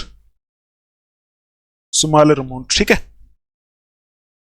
ये दो लाइनें आप अपनी नोटबुक के ऊपर लिखो, फिर समझते हैं इसको। ठीक, अभी तक अगर आपको कोई प्रॉब्लम आ रही है, किसी वर्ड में भी प्रॉब्लम आ रही है, तो टेलीग्राम ग्रुप पे आप पूछ सकते हो। ठीक है, वहां जाओ, आप डायरेक्ट मुझे वहां ग्रुप में मैसेज करो, वहां पूछ सकते हो। ठीक, लिंक आपको मिल जाएगी डिस्क्रिप्शन में और कमेंट्स में। ठीक है, लिखो एक बार इसको, फिर देखते हैं इसको। लिख लिया आपने? ठीक, देखो यहां जो मैंने पॉइंट लिखा था ना, मैंने लिखा था every solution is made up of a solvent and one or more solutes. मतलब हर एक सोल्यूशन, कोई भी सोल्यूशन आप उठा के देखो, या फिर आप कोई भी सोल्यूशन बनाओ, उसमें हमेशा एक सॉल्वेंट होता है, एक ही होता है, और आपको कंपोनेंट्स का तो पता चल गया ना, कंपोनेंट्स क्या होते हैं। कंपोनेंट्स क्या होते हैं? जिन चीजों से सोल्यूशन बना हुआ है उन चीजों को सोल्यूशन के कंपोनेंट बोलते हैं।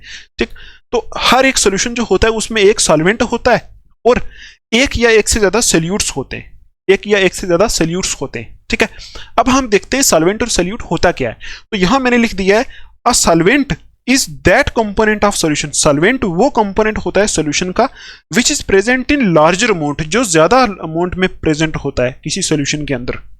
ठीक है, और a solute is that component of a solution which is, a solute is that component of a solution, मतलब एक सॉल्यूशन का, सोल्यूट जो है एक सॉल्यूशन का वो कंपोनेंट होता है जो स्मॉलर अमाउंट में प्रेजेंट होता है, जो उसमें स्मॉलर अमाउंट में प्रेजेंट होता है।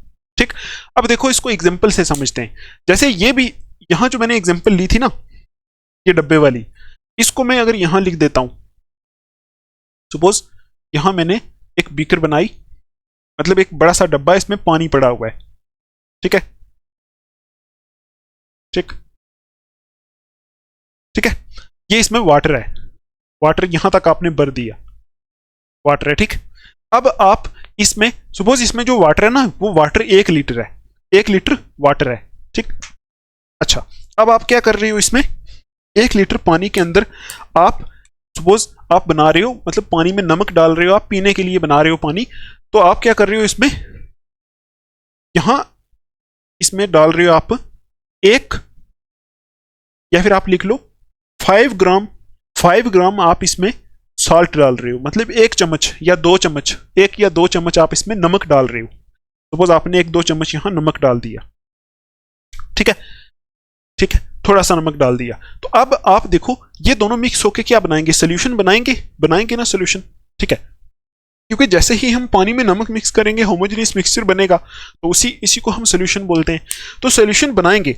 अब देखो इस सोल्यूशन के 2 कंपोनेंट्स हैं, एक पानी है, एक सॉल्ट है। ठीक है, अब आपको ये बताना है इसमें सॉल्वेंट कौन सा है, सोल्यूट कौन सा है। ठीक है, तो अब आप कैसे बताओगे? अब देखो हमने ज्यादा क्वांटिटी में क्या लिया, यहां पानी लिया, पानी लिया, 1 लीटर पानी लिया, और कम क्वांटिटी में हमने उसमें सॉल्ट डाला। ठीक, कम क्वांटिटी में हमने उसमें सॉल्ट डाला। जो ज्यादा क्वांटिटी में हमने लिया, ज्यादा अमाउंट में लिया, इसी को बोलते हैं सॉल्वेंट। ठीक है, और जो कम क्वांटिटी में हम लेते हैं उसी को बोलते हैं सोल्यूट। आई होप आपको ये समझ में आया होगा। ये देखो यही लिखा है, a solvent is that component of a solution. Solution का वो कंपोनेंट होता है solvent which is present in larger amount, जो सॉल्यूशन के अंदर ज्यादा अमाउंट में प्रेजेंट होता है, उसको बोलते हैं सॉल्वेंट। और जो सॉल्यूशन के अंदर कम अमाउंट में प्रेजेंट होता है उसको बोलते हैं सोल्यूट। ठीक है, तो मुझे उम्मीद है कि आपको सोल्यूशन के बारे में कुछ ना कुछ समझ में आया होगा। क्या होता है सोल्यूशन? होमोजेनियस मिक्सचर होता है और कुछ नहीं होता। 2 कंपोनेंट या 2 से ज्यादा कंपोनेंट भी उसमें हो सकते हैं। ठीक है, तो सारे के सारे जो सोल्यूशन होते हैं उसमें एक सॉल्वेंट होता है और एक या एक से ज्यादा सोल्यूट हो सकते हैं। ठीक, और सॉल्वेंट होता क्या है जो ज्यादा अमाउंट में प्रेजेंट होता है, सोल्यूट होता है क्या जो कम अमाउंट में प्रेजेंट होता है। अभी एक बार आप और एक एग्जांपल देखो। सपोज हमने इसमें 5 ग्राम सॉल्ट डाल दिया और सपोज हमने इसमें 2 ग्राम चीनी डाल दी, शुगर डाल दी। तो ऐसा भी तो हम करते हैं ना घर में, पानी में हम शुगर और नमक को मिक्स कर देते हैं, वो सोल्यूशन ही बनता है ना। ठीक है, वो सोल्यूशन ही बनता है। ठीक है, तो अब देखो अगर हम पानी में शुगर और चीनी दोनों ही मिक्स कर दें, अब इसमें कितने कंपोनेंट होंगे ये बताओ। टोटल कंपोनेंट्स कितने हो गए यहाँ? 3, एक पानी, एक शुगर, एक चीनी। सॉल्वेंट कौन सा है? सबसे ज्यादा क्वांटिटी में कौन सा है? वाटर, तो यही सॉल्वेंट है। तो बाकी जो 2 हमने थोड़े थोड़े करके डाले, दोनों ही सोल्यूट्स हैं। देखो यहाँ सॉल्ट भी सोल्यूट है, शुगर भी सोल्यूट है। ठीक है, ठीक, तो इस वाली एग्जांपल में आप बोलोगे कि इस सॉल्यूशन के अंदर एक सॉल्वेंट है, 2 सोल्यूट है। सपोज अगर हम इसमें नींबू भी ऐड कर दें तो एक सॉल्वेंट हो जाएगा, 3 सोल्यूट हो जाएंगे। ऐसे एक सॉल्वेंट होता है हमेशा किसी सॉल्यूशन के अंदर, और सोल्यूट्स 3 भी हो सकते हैं, 4 भी हो सकते हैं। ठीक है, आई होप आपको समझ में आया होगा। और एक चीज आपको याद रखनी है, जब हम सोल्यूशन बनाते हैं उसमें जो चीजें हम मिक्स करते हैं ना, वो आपस में केमिकली रिएक्ट नहीं करती हैं। आपको अगर मिक्सचर की डेफिनेशन सही से पता है, मिक्सचर में हम क्या करते हैं, जस्ट 2 चीजों को मिक्स करते हैं। मतलब वो चीजें ऐसी होनी चाहिए जिनको हम मिक्स करें वो आपस में केमिकली कंबाइन नहीं होनी चाहिए, मतलब उनमें ए और बी में कोई केमिकल बॉन्ड्स नहीं बननी चाहिए। ठीक, तो इसी तरह जब हम सोल्यूशन बनाते हैं उसमें शुगर और साल्ट और वाटर आपस में केमिकली रिएक्ट नहीं करते। अगर वो केमिकली रिएक्ट कर दें फिर ये सोल्यूशन नहीं बनेगा, फिर वो कंपाउंड बन जाएगा। ठीक है, ये आपको ध्यान में रखना है। यहां शुगर और साल्ट और जो भी आप मिक्स करो उनमें कोई केमिकल रिएक्शन नहीं होती है, वो जस्ट फिजिकली मिक्स होते हैं, ठीक है, कोई केमिकल रिएक्शन नहीं होती, ठीक। क्योंकि आप ये सोचो ना, अगर हम पानी में चीनी और साल्ट डालें तो यहाँ केमिकल रिएक्शन हो गया, कोई नया केमिकल बन जाए तो वो हम पी लें, फिर तो हमारा काम ही हो जाएगा। क्योंकि देखो, जब न्यू केमिकल बनता है तो उसकी प्रॉपर्टीज ही डिफरेंट होती हैं, वो हो सकता है कोई पॉइजनस सब्सटेंस हो, ठीक है। तो यहां आप ये ध्यान रखोगे कि सॉल्यूशन में जो भी चीजें हम मिक्स करते हैं वो फिजिकली मिक्स होती है, उनमें कोई केमिकल रिएक्शन नहीं होती है, ठीक। आई होप आपको इतना समझ में आया होगा। सॉल्यूट क्या होता है, सॉल्वेंट क्या होता है, सॉल्यूशन क्या होता है, ठीक, इतना समझ में आया होगा। अब देखो,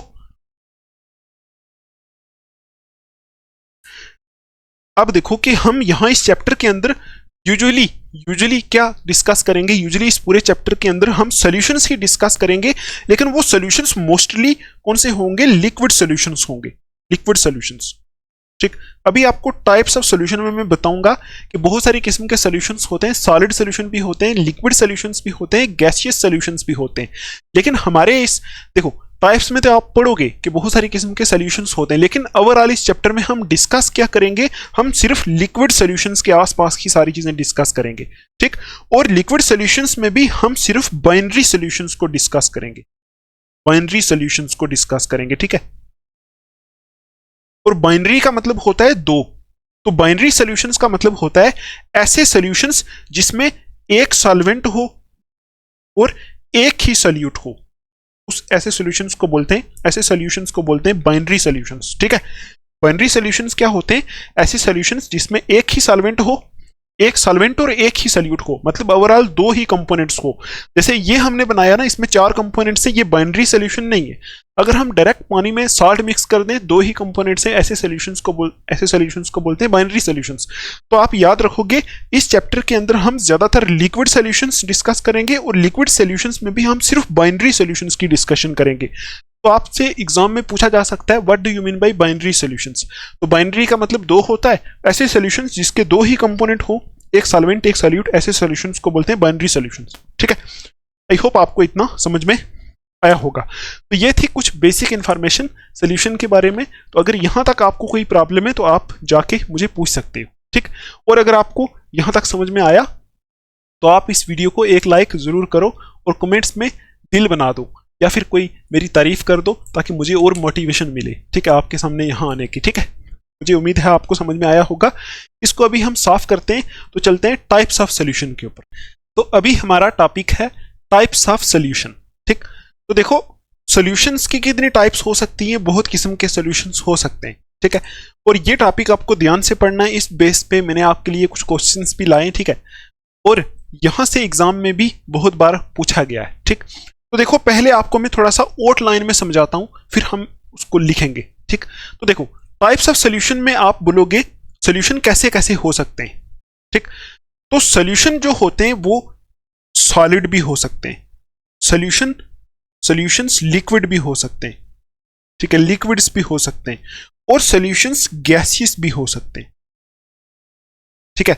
मतलब ओवरऑल जो मतलब ऊपर से हम बोले, ऊपर से बोले तो सॉल्यूशंस कैसे कैसे हो सकते हैं, सॉलिड सॉल्यूशंस हो सकते हैं, सॉलिड सॉल्यूशंस हो सकते हैं, लिक्विड सॉल्यूशंस हो सकते हैं, और गैसियस सॉल्यूशंस हो सकते हैं, ठीक। तीन किस्म के सॉल्यूशंस हो सकते हैं। अब आपको यह देखना है कि ये डिपेंड किस पे करता है कि सॉल्यूशन कौन सा होगा। ये डिपेंड करता है कि उस सॉल्यूशन के अंदर सॉल्वेंट कौन सा है, सॉल्वेंट कौन सा है। देखो, आपको पता है कोई भी मैटर, कोई भी चीज जब हम लेते हैं ना, तो उसकी 3 ही स्टेट हो सकती हैं, या तो कोई चीज सॉलिड हो सकती है, लिक्विड हो सकती है, गैस हो सकती है, यही हो सकती है ना। तो अगर हमारा मतलब अगर हम ऐसा कहीं देखें कि सॉल्वेंट जो है, अगर सॉल्वेंट सॉलिड है, सॉल्वेंट अगर किसी सॉल्यूशन के अंदर सॉल्वेंट जो है वो सॉलिड है, तो सॉल्यूशन भी ओवरऑल सॉलिड होगा। अगर सॉल्वेंट कहीं लिक्विड है तो ओवरऑल सॉल्यूशन भी लिक्विड होगा। अगर सॉल्वेंट कहीं गैस है तो ओवरऑल सॉल्यूशन भी हमारा कैसा होगा, गैसियस होगा। तो मतलब डिपेंड करता है सॉल्वेंट के ऊपर कि सॉल्वेंट की फिजिकल स्टेट कौन सी है, सॉल्वेंट सॉलिड है, सॉल्वेंट लिक्विड है, या फिर सॉल्वेंट गैस है। उस बेस पे हमारे पास 3 किस्म के सॉल्यूशंस प्रेजेंट होते हैं, ठीक। सॉलिड सॉल्यूशंस, लिक्विड सॉल्यूशंस और गैसियस सॉल्यूशंस, ठीक। ये आपको एक चीज ध्यान में रखनी है, ठीक है। तो इस चीज को पहले आप यहां लिखो अ सॉल्यूशन कैन बी, लिख सकते हो यहां, अ सोल्यूशन कैन बी, कैसे कैसे हो सकते हैं, सॉलिड हो सकता है, लिक्विड हो सकता है और गैसियस भी हो सकता है। ठीक, और ये डिपेंड किस पे करता है, डिपेंडिंग अपॉन, आगे लिख सकते हो आप depending upon the physical state, the physical, depending upon the physical state of the solvent. ठीक है, तो टाइप्स ऑफ सॉल्यूशंस में आप यही लिखोगे, सॉल्यूशंस तीन किस्म के होते हैं, सॉलिड, लिक्विड और गैसियस, है ना। वो डिपेंड किस पे करता है, वो डिपेंड करता है कि उसमें सॉल्वेंट की फिजिकल स्टेट क्या है। तो वही यहां मैंने लिखा है, एक बार मैं आपको बता देता हूं। देखो, a solution can be solid, liquid और गैसियस। सॉल्यूशन सॉलिड भी हो सकता है, कोई सॉल्यूशन लिक्विड भी हो सकता है, कोई सॉल्यूशन गैसियस भी हो सकता है, depending upon the physical state of solvent. Solvent की फिजिकल स्टेट पे डिपेंड करता है, जैसा सॉल्वेंट होगा वैसा ही सॉल्यूशन होगा ओवरऑल। ठीक, अगर सॉल्वेंट अगर सॉलिड है, अभी आप सोचोगे नहीं सॉल्वेंट सॉलिड कैसे हो सकता है, तो हो सकता है, अभी हम देखेंगे आगे, हो सकता है। ठीक है, हमने यही बोला था, हमने सॉल्वेंट की डेफिनेशन यही बोली थी ना, कि वो चीज जो लार्जर अमाउंट में प्रेजेंट हो किसी सॉल्यूशन के अंदर, उसको सॉल्वेंट बोलते हैं। हमने ये तो नहीं बोला कि सॉल्वेंट सॉलिड होगा, लिक्विड होगा या गैस होगा, ये तो इससे पहले नहीं बात की। अब देखो, किसी किसी सॉल्यूशन में ज्यादा अमाउंट में सॉलिड होता है और कम अमाउंट में कोई और होता है, तो जो ज्यादा अमाउंट में अगर सॉलिड प्रेजेंट है तो उस सॉलिड को ही सॉल्वेंट बोलेंगे ना। और किसी किसी सॉल्यूशन में ज्यादा अमाउंट में लिक्विड होता है, ठीक, तो लिक्विड को ही हम सॉल्वेंट बोलेंगे। किसी किसी सॉल्यूशन में ज्यादा अमाउंट में गैस प्रेजेंट होती है, तो गैस को ही सॉल्वेंट बोल सकते हैं। तो सॉल्वेंट सॉलिड भी हो सकता है, लिक्विड भी हो सकता है, गैस भी हो सकता है। तो उस बेस पे सॉल्वेंट जैसा है वैसा ही सॉल्यूशन भी होगा। ठीक, तो ये वो लाइन जो लिखी है, मुझे उम्मीद है आपको ये लाइन समझ में आई होगी। ठीक है, अब देखो मोस्ट इंपॉर्टेंट चीज जिसका मैं आपको एक ओवरव्यू देने वाला हूं।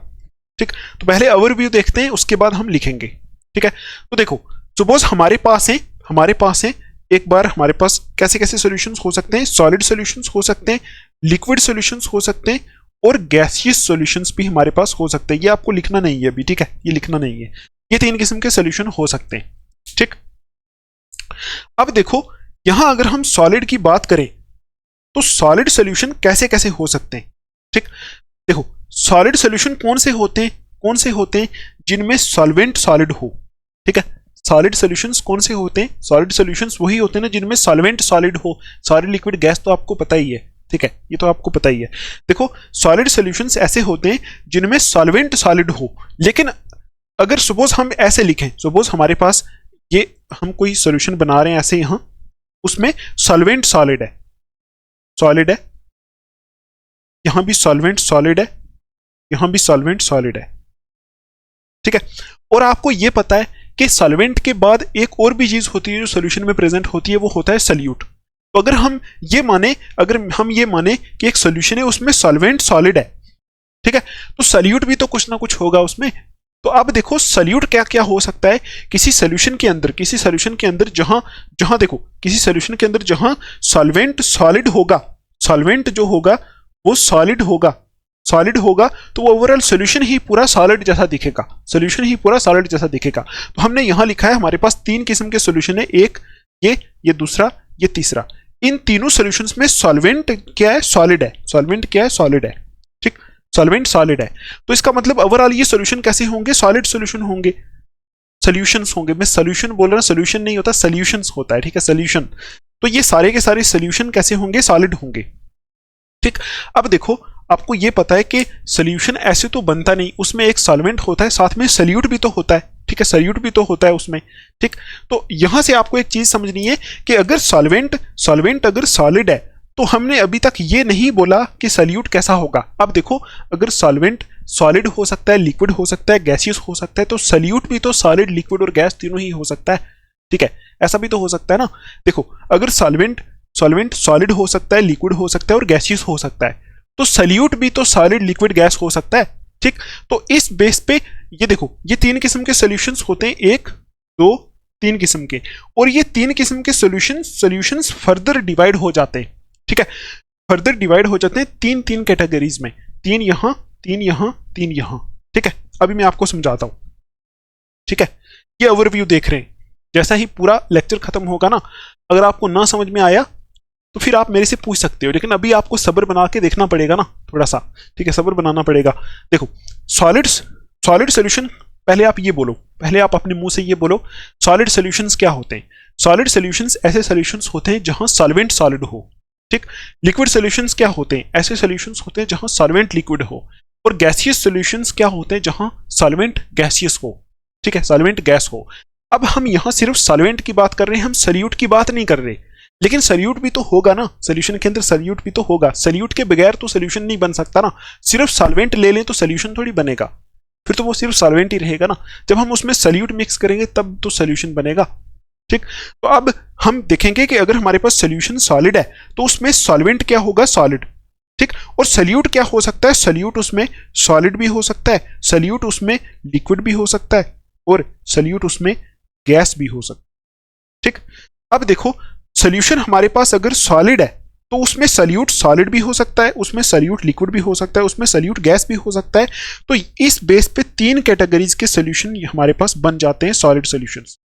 सॉलिड सॉल्यूशन तीन किस्म के होते हैं। पहला ऐसा सॉल्यूशन, देखो ये चीज जो है ये सॉल्यूट है और ये चीज क्या है? सॉल्वेंट है। ठीक, पहला सॉल्यूशन ऐसा हो सकता है जिसमें सॉलिड इन सॉलिड हो, मतलब सॉलिड सॉल्यूट हो, सॉलिड सॉल्वेंट हो। दूसरा सॉल्यूशन ऐसा बन सकता है जिसमें लिक्विड इन सॉलिड हो, मतलब लिक्विड उसमें सॉल्यूट हो और सॉलिड उसमें क्या हो? सॉल्वेंट हो। देखो सॉल्वेंट तो है ही सॉलिड, लिक्विड सॉल्यूट हो उसमें। तीसरा किस्म का सॉल्यूशन हो सकता है, उसको बोलते हैं गैस इन सॉलिड। ठीक, गैस इन सॉलिड ऐसा होता है जहां सॉल्यूट गैस हो और सॉल्वेंट सॉलिड हो। तो ये तीन किस्म के सॉल्यूशन, यहां सॉलिड सॉल्यूशन तीन किस्म के होते हैं। पहला होता है सॉलिड इन सॉलिड, फिर लिक्विड इन सॉलिड, फिर होता है गैस इन सॉलिड। ठीक है, आई होप आपको समझ में आ रहा होगा। अब देखो इसी तरह से ये भी तो हो सकता है, ये सॉल्यूशन है लिक्विड, लिक्विड सॉल्यूशन, तो इसमें सॉल्वेंट क्या होगा? लिक्विड होगा। तो liquid, liquid solvent, liquid solvent, liquid solvent होगा। अगर सॉल्वेंट लिक्विड है तो सॉल्यूट भी तो कुछ ना कुछ होगा। तो सॉल्यूट क्या क्या हो सकता है? सॉलिड, लिक्विड, गैस, तीनों ही हो सकते हैं। तो हम बोलेंगे यहां सॉलिड भी हो सकता है, लिक्विड भी हो सकता है और गैस भी हो सकता है। तो ये चीज को मैं सॉल्यूट बोल रहा हूं, ये चीज को मैं सॉल्वेंट बोल रहा हूं। ठीक, तो अब देखो, अगर सॉल्वेंट लिक्विड है तो सॉल्यूट कैसा हो सकता है? सॉलिड हो सकता है। तो सॉलिड इन लिक्विड बोलेंगे तो पहली कैटेगरी के सॉल्यूशंस ऐसे आ जाएंगे, लिक्विड सॉल्यूशन, जहां सॉलिड इन लिक्विड होगा, मतलब सॉल्यूट सॉलिड होगा और सॉल्वेंट लिक्विड होगा। ये पहली कैटेगरी के सॉल्यूशंस आ जाएंगे। दूसरी कैटेगरी के आ जाएंगे लिक्विड इन लिक्विड्स। आपको एग्जांपल्स भी दूंगा, मैं डिस्कस करूंगा अच्छे से, आप टेंशन फ्री रहो। अभी दूसरी कैटेगरी के सॉल्यूशंस आ जाएंगे लिक्विड इन लिक्विड, मतलब जहां लिक्विड सॉल्यूट होगा और सॉल्वेंट भी लिक्विड होगा। और तीसरी कैटेगरी के आ जाएंगे gas in liquids. Gas in liquid का मतलब है जहां, गैस इन लिक्विड का मतलब क्या है? जहां गैस सॉल्यूट होगा और सॉल्वेंट तो लिक्विड ही है। ठीक, अब आप मुझे खुद बताओ, गैसियस में भी तो यही चीज चलेगी। गैसियस में गैसियस सॉल्यूशंस कैसे होते हैं? जिनमें सॉल्वेंट गैसियस होता है, मतलब आप ऐसे लिखोगे गैस, गैस, गैस। यहां ये क्या है? सॉल्वेंट। ये सॉल्यूशन है, इनमें सॉल्वेंट क्या है? गैस है। अब सॉल्यूट क्या हो सकता है? सॉल्यूट तो सॉलिड भी हो सकता है, सॉल्यूट लिक्विड भी हो सकता है। ठीक है, सॉल्यूट गैस भी हो सकता है। सॉल्यूट तो तीनों ही हो सकते हैं ना। हमने सिर्फ ये बोला है कि कोई सॉल्यूशन सॉलिड है, लिक्विड है या गैस है, वो डिपेंड करता है सॉल्वेंट की स्टेट के ऊपर, सॉल्वेंट की फिजिकल स्टेट के ऊपर। लेकिन हमने सॉल्यूट की बात नहीं की। सॉल्यूट की बात हम अभी बाद में कर रहे हैं कि अगर देखो, अगर कोई सॉल्यूशन गैसियस है, गैसियस सॉल्यूशन है, उसमें सॉल्वेंट तो हमेशा गैस ही होगा, लेकिन उसमें सॉल्यूट सॉलिड, लिक्विड और गैस तीनों ही हो सकते हैं। तो पहली कैटेगरी के सॉल्यूशंस बन जाएंगे जिसमें सॉलिड इन गैस होगा, मतलब सॉलिड सॉल्यूट होगा, ये सॉल्यूट है और ये चीज सॉल्वेंट है। उसमें सॉल्यूट क्या होगा? सॉलिड, और सॉल्वेंट क्या होगा? गैस। दूसरी कैटेगरी के सॉल्यूशन हो जाएंगे जिसमें लिक्विड इन गैस होगा, जिसमें लिक्विड इन गैस का मतलब है सॉल्यूट लिक्विड होगा और सॉल्वेंट उसमें गैस होगा। और तीसरी कैटेगरी के सॉल्यूशंस हो जाएंगे जिनमें गैस इन गैस होगा। गैस इन गैस का मतलब है सॉल्यूट भी गैस होगा और सॉल्वेंट भी गैस होगा। ये तीन किस्म के सॉल्यूशंस यहां बन जाएंगे। तो ओवरऑल यही सारी टाइप्स होती हैं सॉल्यूशंस की। तो ऐसा आपने पहले भी पढ़ा है, ठीक है, आपने 8th और 7th में भी ऐसा कुछ पढ़ा होगा, ठीक, थोड़ा थोड़ा आपको याद आ रहा होगा। अभी अगर आपको कुछ समझ में नहीं आया तो अभी हम इसको डिटेल में एक एक करके लिखेंगे ना, एक एक करके लिखेंगे। तो आपको एक बार पढ़ना है उसको, साथ में एग्जाम्पल्स भी देखेंगे, फिर आपको समझ में आएगा।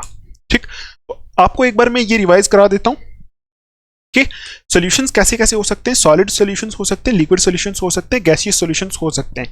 डिपेंड किस पे करता है? फिजिकल स्टेट ऑफ सॉल्वेंट के ऊपर। अगर किसी सॉल्यूशन के अंदर सॉल्वेंट सॉलिड है तो सॉल्यूशन भी कैसा होगा? सॉलिड। ओवरऑल जो सॉल्यूशन बनेगा वो भी सॉलिड होगा। अगर सॉल्वेंट वहां लिक्विड है तो सॉल्यूशन भी लिक्विड होगा। अगर सॉल्वेंट गैस है तो सॉल्यूशन भी गैस होगा। ठीक, अब हमने बोला कि अगर सॉल्वेंट सॉलिड है तो सॉल्यूशन तो सॉलिड होगा, लेकिन सॉल्वेंट उसमें सॉलिड है। सॉल्वेंट हमने फिक्स कर दिया कि सॉल्वेंट उसमें सॉलिड है, लेकिन उसमें हमने सॉल्यूट की बात नहीं की। सॉल्यूट उसमें सॉलिड भी हो सकता है, लिक्विड भी हो सकता है, गैस भी हो सकता है। ठीक, तो वही हमने लिख दिया कि अगर सॉल्यूट सॉलिड होगा तो सॉल्वेंट तो सॉलिड है, तो बन जाएगा सॉल्यूशन सॉलिड इन सॉलिड वाला। ठीक, अगर सॉल्यूट लिक्विड है तो सॉल्वेंट सॉलिड है, तो फिर बनेगा लिक्विड इन सॉलिड, फिर बनेगा गैस इन सॉलिड, क्योंकि सॉलिड लिक्विड गैस सॉल्यूट 3 ही हो सकते हैं और सॉल्वेंट एक ही है। इसी तरह यहाँ देखो सॉल्वेंट यहाँ लिक्विड है, क्योंकि ओवरऑल सॉल्यूशन कैसा है? लिक्विड सॉल्यूशन है। सॉल्वेंट लिक्विड है और सॉलिड मतलब सॉल्यूट क्या चीज़ है? यहाँ सॉलिड भी हो सकता है, लिक्विड भी हो सकता है, गैस भी हो सकता है। तो उस हिसाब से 3 कैटेगरी के सॉल्यूशन यहाँ बन जाते हैं। इसी तरह 3 कैटेगरी के सॉल्यूशंस यहाँ बन जाते हैं। ठीक, आई होप आपको टाइप्स ऑफ सॉल्यूशंस का एक आइडिया मिला होगा। अभी हम इसको डिटेल में यहाँ लिख के अंडरस्टैंड करेंगे। ठीक है, इसको हटाते हैं यहाँ से, फिर यहाँ एक एक लिख के अंडरस्टैंड करते हैं। ठीक है, तो अभी हम डिटेल में इसको लिखेंगे। तो आप यहाँ देखो मैंने लिख दिया है, पहले आपको समझा भी दिया है कि सोल्यूशन कैसा कैसा हो सकता है। सॉलिड, लिक्विड और गैसियस 3 किस्म के सोल्यूशंस हो सकते हैं।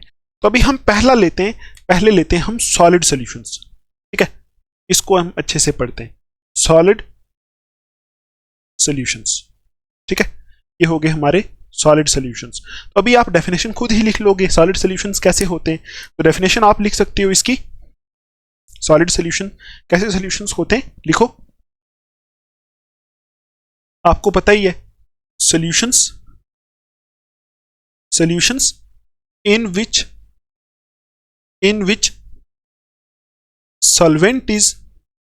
solvent is solid are called solid solutions। ठीक है, ये तो आप आराम से लिख लोगे, कोई प्रॉब्लम नहीं है। मैंने अभी आपको बताया सॉलिड सॉल्यूशंस कैसे होते हैं, ऐसे सॉल्यूशन जिनमें सॉल्वेंट सॉलिड होता है। तो आप यहां पढ़ो एक बार, देखो सॉलिड सॉल्यूशन के बारे में हम डिस्कस कर रहे हैं यहाँ। ठीक है, सॉलिड सॉल्यूशंस के बारे में। Solutions in which solvent is solid, ऐसा सॉल्यूशन जिसमें सॉल्वेंट सॉलिड हो, सॉल्वेंट वहां क्या हो? सॉलिड हो। सॉल्वेंट होता क्या है? जो कंपोनेंट लार्जर अमाउंट में प्रेजेंट होता है उसको सॉल्वेंट बोलते हैं। अगर वो कंपोनेंट सॉलिड है तो ओवरऑल सॉल्यूशंस कैसे होंगे? सॉलिड सॉल्यूशंस होंगे। और अभी मैंने आपको बताया चाहे सॉलिड सॉल्यूशंस हो, चाहे लिक्विड हो, चाहे गैसियस हो, तीनों ही 3 किस्म के होते हैं। तो आप यहां एक पॉइंट लिखोगे, यहां लिखोगे सॉलिड सॉल्यूशंस जो होते हैं, लिखोगे दीज आर ऑफ 3 टाइप्स। हो सकते हैं 3 टाइप्स के, क्योंकि सॉल्वेंट तो सॉलिड है, लेकिन सॉल्यूट सॉलिड भी हो सकता है, लिक्विड भी हो सकता है, गैस भी हो सकता है। ठीक, तो उस बेस पे इनको 3 किस्म के, ये 3 किस्म के होते हैं। ठीक है, इनको 3 किस्म में डिवाइड किया जाता है। ठीक, और अभी आप लिखोगे इसको ए बी सी करके लिख दो। ए क्या हो सकता है? Solution of solid in solid बोल सकते हैं। Solution of solid in solid ये बोल सकते हैं। बी करके लिख लो आप, यहां बी करके लिख लो सॉल्यूशन ऑफ, देखो ये सॉलिड जो है ना बाहर वाला, ये हमारा सॉल्वेंट है। तो सॉल्वेंट तो इन सब में एक जैसा ही होगा ना, सब में सॉल्वेंट सॉलिड ही होगा, सिर्फ सॉल्यूट चेंज होगा। तो आप लिखोगे सॉल्यूशन ऑफ, यहां लिखोगे लिक्विड इन सॉलिड। ठीक, और सी पॉइंट आप लिखोगे solution of gas in solid. ठीक है, आई होप आपको समझ में आया होगा। ठीक, solution of liquid in solid, solution of gas in solid. ठीक, तो ये 3 किस्म के सॉल्यूशन होते हैं। कौन से? Solid solution. ठीक है, मुझे उम्मीद है आपको समझ में आ रहा होगा। ठीक ठीक है, क्योंकि बहुत बार मैंने आपको बता दिया सॉलिड सॉल्यूशन कैसे होते हैं, जिनमें सॉल्वेंट सॉलिड होता है। और अगर सॉल्वेंट सॉलिड है तो देखो यहाँ ये सॉलिड है, ये सॉलिड है, ये सॉलिड है, मतलब इनमें सॉल्वेंट सॉलिड है। ठीक, अगर सॉल्वेंट सॉलिड है तो सॉल्यूट सॉलिड भी हो सकता है, यहाँ लिख दिया। तो जब सॉल्यूट सॉलिड होगा, सॉल्वेंट भी सॉलिड होगा तो अलग किस्म का सॉल्यूशन बनेगा, तो उसको हमने ए करके लिख दिया। इसी तरह जब सॉल्यूट लिक्विड होगा, सॉल्वेंट सॉलिड होगा तो अलग किस्म का बनेगा। जब सॉल्यूट गैस होगा, सॉल्वेंट सॉलिड होगा तो अलग किस्म का बनेगा। तो ये 3 किस्म के सॉल्यूशंस यहाँ होते हैं। ठीक है, अब देखो यहाँ से एग्जाम में डायरेक्ट एक बार थ्योरेटिकल क्वेश्चन भी पूछा गया है, discuss the types of solution. ठीक है, सॉल्यूशंस के टाइप बताओ और गिव एग्जांपल्स, ये पूछा गया है। ठीक, तो अगर आप इसको ध्यान से पढ़ोगे तो आप यहां से वो क्वेश्चन जो आया वो आराम से कर लोगे। ठीक, कुछ मुश्किल नहीं है। तो इसको डिफाइन कैसे करेंगे, इसको आप डिफाइन कर सकते हो,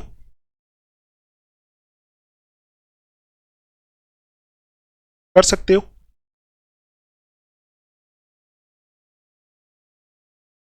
तो यहां आप ये लिख सकते हो, देखो यहां आप ये लिख सकते हो कि solution of solid in solid का मतलब क्या होता है। Solution of solid in solid का मतलब क्या होता है कि यहां solid solute is dissolved in solid solvent. ठीक, ये आप लिख लो। मतलब solution of solid in solid का मतलब ये मैंने आपको बताया, ये वाली चीज होती है सॉल्वेंट, ये जो आगे लिखी है ये सॉल्वेंट है, ये सॉल्यूट है। ठीक, तो यहां क्या है, सॉलिड सॉल्यूट डिसॉल्व है सॉलिड सॉल्वेंट के अंदर। ठीक, तो आपको पता है सॉल्वेंट हमेशा ज्यादा क्वांटिटी में होता है, तो यहाँ ये सॉलिड ही सॉल्वेंट है और सॉलिड ही सॉल्यूट है। तो यहाँ आप बोलोगे ना जो ज्यादा क्वांटिटी में होता है उसी के अंदर तो हम डिसॉल्व करते हैं। सॉल्वेंट की एक और भी डेफिनेशन होती है सॉल्वेंट की। ठीक है, सॉल्वेंट की एक और भी होती है, क्या होती है डेफिनेशन में आपको बताता हूं। एक तो डेफिनेशन है कि सॉल्वेंट वो होता है जो ज्यादा क्वांटिटी में होता है, ठीक, और सॉल्यूट होता है कम क्वांटिटी में। तो आपको पता है सॉल्यूट अगर मतलब सॉल्वेंट अगर ज्यादा क्वांटिटी में होगा, ठीक है, तो इसको सपोज हम वाटर बोलें, ये सॉल्वेंट है, ठीक है, ज्यादा क्वांटिटी में। तो इसके बीच में जब हम सॉल्ट डालेंगे तो ये वाटर इस सॉल्ट को अपने अंदर घोल देगा। ठीक है, हम ऐसा बोल सकते हैं कि सॉल्ट पानी में घुल गया। ठीक, और जो घुल गया वो सॉल्यूट है, जिसने इस सॉल्ट को घोल दिया अपने अंदर वो सॉल्वेंट है, ऐसा भी बोल सकते हो। ठीक है, घोलने वाला जो अपने अंदर घोल लेता है, अपने अंदर डिसॉल्व कर लेता है, वो सॉल्वेंट होता है, और जो डिसॉल्व हो जाता है वो क्या होता है, सॉल्यूट होता है, ऐसा भी आप बोल सकते हो। ठीक, तो आप इसमें बोलोगे solution of solid in solid का मतलब है कि ये ऐसा सोल्यूशन होता है जिसमें सॉलिड सॉल्यूट डिसॉल्व होता है सॉलिड सॉल्वेंट में। ठीक है, मतलब सॉल्यूट भी सॉलिड, सॉल्वेंट भी सॉलिड होता है। ठीक, अब ज्यादा कुछ नहीं करना हमें, बस इतनी डेफिनेशन लिखनी है कि इसमें सॉलिड सॉल्यूट होता है, सॉलिड ही सॉल्वेंट होता है। इसकी एग्जांपल क्या होती है ये देखना है। ठीक है, एग्जांपल क्या होती है इसकी वो हमें देखना है। तो आप यहां लिख सकते हो एग्जांपल इसमें होती है, आपने एलाइज का नाम सुना होगा, एलाई का, एलाई तो सुना होगा, एलाई। ठीक, एलाई क्या होता है, आपने 11th और 10th में पढ़ा होगा कि मिक्सचर होता है दो मेटल्स का। ठीक, मतलब कभी कभी हम क्या करते हैं, एक मेटल को ज्यादा क्वांटिटी में लेते हैं, उसके बीच में कुछ पार्टिकल्स दूसरे मेटल के डाल देते हैं। अब आप देखो मेटल तो सॉलिड होता है, ठीक, मेटल्स तो सॉलिड होते हैं, ठीक, लेकिन जो दूसरे मेटल के पार्टिकल हम इसमें डालते हैं वो भी तो सॉलिड होते हैं। देखो अलाई यही होता है ना, अलाई हम कब बनाते हैं, जब हम दो मेटल्स को मिक्स कर देते हैं, दो मेटल्स को मिक्स करते हैं तो वो दोनों ही मेटल सॉलिड होते हैं। ठीक, एक मेटल थोड़ा सा ज्यादा क्वांटिटी में होता है, एक थोड़ा सा कम क्वांटिटी में होता है, तो ये हम डालते हैं। तो आप खुद सोचो ये किस्म का सोल्यूशन बनता है कि नहीं। जब आप घर में कोई अलाई लेके आते हो, जैसे देखो स्टील एक अलाई होता है, तो आपको स्टील में कभी ऐसा लगता है कि इसमें दो मेटल मिक्स हुए, नहीं लगता। ठीक है, वो सारे का सारा शाइनी दिखता है, तो मतलब वो एक किस्म का होमोजीनियस मिक्सचर ही हो गया। उसमें एक्चुअल में उसकी अलाई फॉर्मेशन की है, उसमें दो मेटल को मिक्स किया, लेकिन दिखते नहीं है। ठीक, तो इसका मतलब ये जो एग्जांपल है अलाई वाली, ये किसकी एग्जांपल हो सकती है। देखो अलाई के अंदर क्या है, सॉल्वेंट क्या है, सॉलिड है, सॉल्यूट भी क्या है, सॉलिड है, दोनों ही मेटल मिक्स है ना, एक बड़ा मेटल है, एक उसके अंदर दूसरे मेटल के कुछ पार्टिकल्स डाले। ठीक है, तो आप क्या बोल सकते हो, इस जो अलाई होते हैं अलाई, ठीक है, उनके अंदर सॉल्वेंट भी सॉलिड होता है और सॉल्यूट भी सॉलिड होता है। तो क्या ये इस टाइप के सॉल्यूशन की एग्जांपल नहीं हो सकती, हो सकती है। ठीक है, तो आप लिखोगे देखो अलाई की एग्जांपल्स आपने पढ़ी होंगी, जैसे अलाय अलाय में एग्जांपल्स आ जाती हैं, जैसे जैसे ब्रास एक किस्म का अलाय होता है, ब्रास होता है अलाय, ठीक। तो यहां होता क्या यहाँ, कॉपर डिसॉल्व्ड इन जिंक, कॉपर मेटल को जिंक में डिसॉल्व किया होता है, ठीक। तो ये ब्रास अलाय होता है। इसी तरह एक और अलाय होता है, ठीक है, उसमें आप लिख सकते हो copper dissolved in gold, copper dissolved in gold. अब आप देखो ये एक किस्म के सॉल्यूशंस हैं, ये एक किस्म के सॉल्यूशंस हैं। कौन, अलाय, अलाय जो होते हैं वो एक किस्म के सॉल्यूशंस होते हैं। वहां दो मेटल्स को मिक्स किया गया है, दोनों ही सॉलिड्स हैं। एक मेटल थोड़ा ज्यादा है उसको सॉल्वेंट बोला है, एक मेटल थोड़ा कम है उसको सॉल्यूट बोला है। तो ये एग्जांपल देखो, ऐसा ही आपको करना है और कुछ नहीं यहाँ करना, सिर्फ ये लिखना है कि इसमें सॉल्यूट कौन सा है, सॉल्वेंट कौन सा है, और एग्जाम्पल देनी है। तो मुझे उम्मीद है आपको समझ में आ गया होगा कि ऐसे सॉल्यूशन जहां सॉल्यूट भी सॉलिड होता है और सॉल्वेंट भी सॉलिड होता है, वो उनकी एग्जांपल होती है अलाइज। जैसे ब्रास हो गया, इसमें कॉपर डिसॉल्व्ड इन जिंक होता है, मतलब कॉपर को जिंक में डिसॉल्व किया होता है। और एलाय होते हैं जैसे जिसमें कॉपर को गोल्ड में डिसॉल्व किया होता है। तो आप देखो ये कॉपर भी सॉलिड, गोल्ड भी सॉलिड, जिंक भी सॉलिड, ये सारे सॉलिड इन सॉलिड सॉल्यूशन की एग्जांपल्स हैं, ठीक। ये सारी एग्जांपल्स हैं, ये आपको याद रखनी है, ठीक। बस इतना ही आपको यहां करना है और कुछ नहीं। अब यहां देखो solution of liquid in solid, इसमें क्या होगा आप खुद देख के ही बता सकते हो। सॉलिड तो यहाँ सॉल्वेंट है, ये लिक्विड क्या है, यहाँ सॉल्यूट है।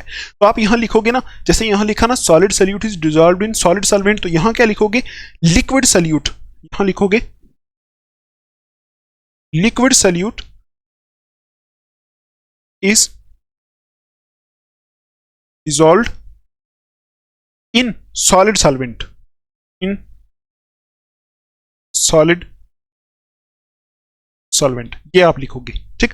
मतलब ये ऐसे सॉल्यूशंस होते हैं, solution of liquid in solid, ये ऐसे सॉल्यूशंस होते हैं जहां लिक्विड सॉल्यूट को डिसॉल्व किया होता है सॉलिड सॉल्वेंट के अंदर, ठीक है। सिंपल है, लिक्विड मतलब सॉल्यूट जो होता है वो लिक्विड होता है और सॉल्वेंट क्या होता है, यहाँ सॉलिड होता है। बस बहुत बार मैंने आपको बताया। तो याद क्या रखना है आपको, सिर्फ एग्जाम्पल याद रखनी है, ठीक है। यहां आप एग्जाम्पल में लिखोगे हाइड्रेटेड सॉल्ट्स, हाइड्रेटेड सॉल्ट्स, ठीक है, और सोडियम अमेलगम, ये दोनों एग्जांपल्स आप यहां लिखोगे। मैं भी आपको समझाता हूं।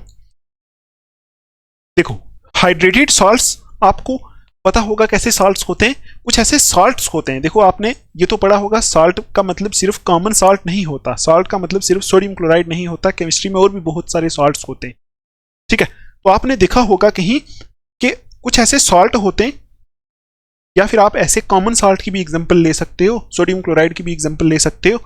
सोडियम क्लोराइड के अंदर आपने देखा होगा, अगर हम पूरा डब्बा नमक का कभी खुला छोड़ दें, पूरा डब्बा नमक का खुला छोड़ दें, तो कुछ टाइम बाद वो नमक गिला गिला हो जाता है, गिला गिला, थोड़ा थोड़ा गिला गिला लगता है, ठीक है। ऐसा अगर नमक हो गया है तो वो क्यों होता है आपको पता है, उस नमक के अंदर वो जो सारे का सारा नमक था ना, वो सॉलिड था, नमक सॉलिड होता है, ठीक है। उसके अंदर थोड़ा थोड़ा पानी आ गया है, मतलब मॉइस्ट आ गई है, नमी आ गई है, थोड़ा थोड़ा पानी आ गया है। अब आप मुझे बताओ, ये एक किस्म का सोल्यूशन बन गया है वहां, ठीक। ज्यादा क्वांटिटी में क्या है, सॉलिड, मतलब सॉल्वेंट क्या है यहाँ, सॉलिड, और कम क्वांटिटी में यहाँ थोड़ा थोड़ा पानी आ गया है, मतलब कम क्वांटिटी में क्या है, वो मॉइस्ट लिक्विड। अब ये हो गया ना लिक्विड इन सॉलिड, मतलब लिक्विड सॉल्यूट सॉलिड सॉल्वेंट, ठीक। तो ऐसा जब कोई सॉल्ट ऐसा हो जाता है ना, ऐसा हो जाता है कि उस सॉल्ट के बीच में थोड़ा थोड़ा पानी आ जाता है, उस सॉल्ट को बोलते हैं हाइड्रेटेड सॉल्ट्स। तो ऐसे और भी बहुत सारे सॉल्ट्स केमिस्ट्री में एग्जिस्ट करते हैं, ठीक। तो हाइड्रेटेड सॉल्ट्स के अंदर क्या होता है, पानी किसके अंदर आ जाता है, नमक के अंदर, तो हम बोलेंगे लिक्विड किसके अंदर आ जाता है, सॉलिड्स के अंदर। तो ये किस्म का सोल्यूशन बन जाता है। ये किसकी एग्जांपल है, solution of liquid in solid की, ठीक है। लिक्विड इन सॉलिड की एग्जांपल है। देखो जहां ज्यादा क्वांटिटी में नमक था, थोड़ा सा बीच में पानी जुड़ गया तो वो गिला गिला हो गया पूरा, ठीक है, वो एक किस्म का सोल्यूशन बन गया, तो वो उसको बोलते हैं हाइड्रेटेड सॉल्ट्स। तो ये किसकी एग्जांपल है, solution of liquid in solid की। अब देखो सोडियम अमेलगम, ये क्या होता है, अमेलगम को आप बोलो, ये मरकरी आपने सुना है, मरकरी, मरकरी Hg जिसका सिंबल होता है, ठीक है, मरकरी। तो मरकरी एक मेटल होता है, ठीक है, और वो मेटल होता है लिक्विड, ठीक है, मरकरी एक लिक्विड मेटल होता है, ठीक है, आपने सुना ही होगा मरकरी लिक्विड मेटल होता है। तो जब मरकरी के साथ किसी की रिएक्शन होती है ना, मरकरी जब, ऐसा बोलो, मरकरी जब किसी और मेटल के साथ रिएक्ट करता है ना, तो उस पूरे को हम अमेलगम बोलते हैं। अमेलगम, अमेलगम वर्ड का मतलब है मरकरी। सोडियम अमेलगम का मतलब है सोडियम और मरकरी मिक्स हुए, अमेलगम को मरकरी बोलते हैं, ठीक है, ये याद रखना। मतलब सोडियम अमेलगम लिखा है, इसका मतलब सोडियम मरकरी के साथ मिक्स हुआ है, मरकरी मेटल के साथ मिक्स हुआ है, ठीक। अब आप खुद सोचो, सोडियम जो होता है ना, सोडियम सॉलिड होता है, सोडियम सॉलिड होता है, सोडियम, ठीक है। सोडियम आपने देखा होगा ऐसे व्हाइट कलर का मेटल होता है, उसको चाकू से काट सकते हैं, बड़ा ही पतला पतला होता है, चाकू से काट सकते हैं। और ये जो सोडियम होता है ये होता है सॉलिड, और मरकरी क्या होता है, लिक्विड। अब सोडियम अमेलगम अगर हम बनाएं, मतलब सोडियम और मरकरी की रिएक्शन अगर हम कराएं, कोई अलाय बनाएं, कुछ बनाएं, ठीक है, तो आपको खुद ही पता चल जाना चाहिए सोडियम अमेलगम मतलब सोडियम को मरकरी के बीच में मिक्स करें तो सोडियम मरकरी के अंदर चला जाएगा, ठीक। लेकिन यहां हम सोडियम को कम क्वांटिटी में मरकरी में डालते हैं, ठीक है, तो मरकरी क्या है, लिक्विड, और सोडियम क्या है, सॉलिड। तो हो गया ना सॉलिड इन लिक्विड। देखो गलत बोल रहा हूं मैं, ये हमारा लिक्विड इन सॉलिड का है ना, लिक्विड इन सॉलिड का। देखो ऐसा हो सकता है, ये आप ऐसे बोल सकते हो लिक्विड इन सॉलिड का है ना। तो यहां हम जब हम सोडियम अमेलगम बनाते हैं तो सोडियम के अंदर थोड़ी सी मरकरी आ जाती है, सोडियम के अंदर देखो ना, सोडियम यहां सॉलिड होता है, और जब हम सोडियम और मरकरी की रिएक्शन कराते हैं तो ये किस्म का अलाय बन जाता है, ठीक है, एक किस्म का अलाय बन जाता है। दोनों ही मेटल है, देखो मरकरी भी मेटल है, सोडियम भी मेटल है, ठीक है। दोनों को मिक्स करेंगे तो मिक्स मेटल को जब हम मिक्स करते हैं तो उसको अलाय बोलते हैं ना, अलाय बनता है। तो इसमें क्या होता है, इसमें मरकरी का बार, ये याद रखना, मरकरी थोड़ा सा सोडियम के अंदर आ जाता है, ठीक। अब देखो सोडियम क्या है, सॉलिड, और मरकरी क्या है, लिक्विड जो है वो सॉलिड के अंदर थोड़ा सा आ जाता है, यहाँ लिक्विड सॉलिड के अंदर आ जाता है। सोडियम की क्वांटिटी ज्यादा होती है, मरकरी की क्वांटिटी थोड़ी सी कम होती है, ठीक। तो अब ये एक किस्म का सोल्यूशन बन जाता है जिसको हम बोलते हैं सोडियम अमेलगम, ठीक है, ये याद रखना एग्जांपल सोडियम अमेलगम, ठीक है। ये भी याद रखना कि सोडियम अमेलगम या फिर अमेलगम बोलते किसको है, ठीक है, ये भी याद रखना, ठीक।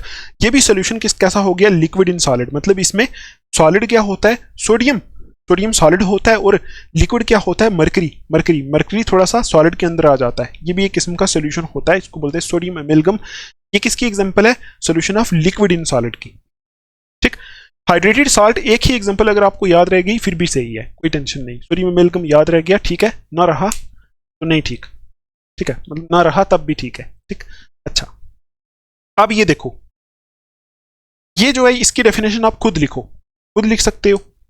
तो यहां सल्यूट क्या है, गैस, और सॉल्वेंट क्या है, सॉलिड, ठीक, यही है। तो क्या लिखोगे इसमें, बोलोगे ना, यहां क्या लिखा था, liquid solute is dissolved in solid solvent, मतलब liquid solute dissolved in solid solvent. यहां लिखोगे gaseous solute dissolved in solid solvent, तो लिखो गैसियस सल्यूट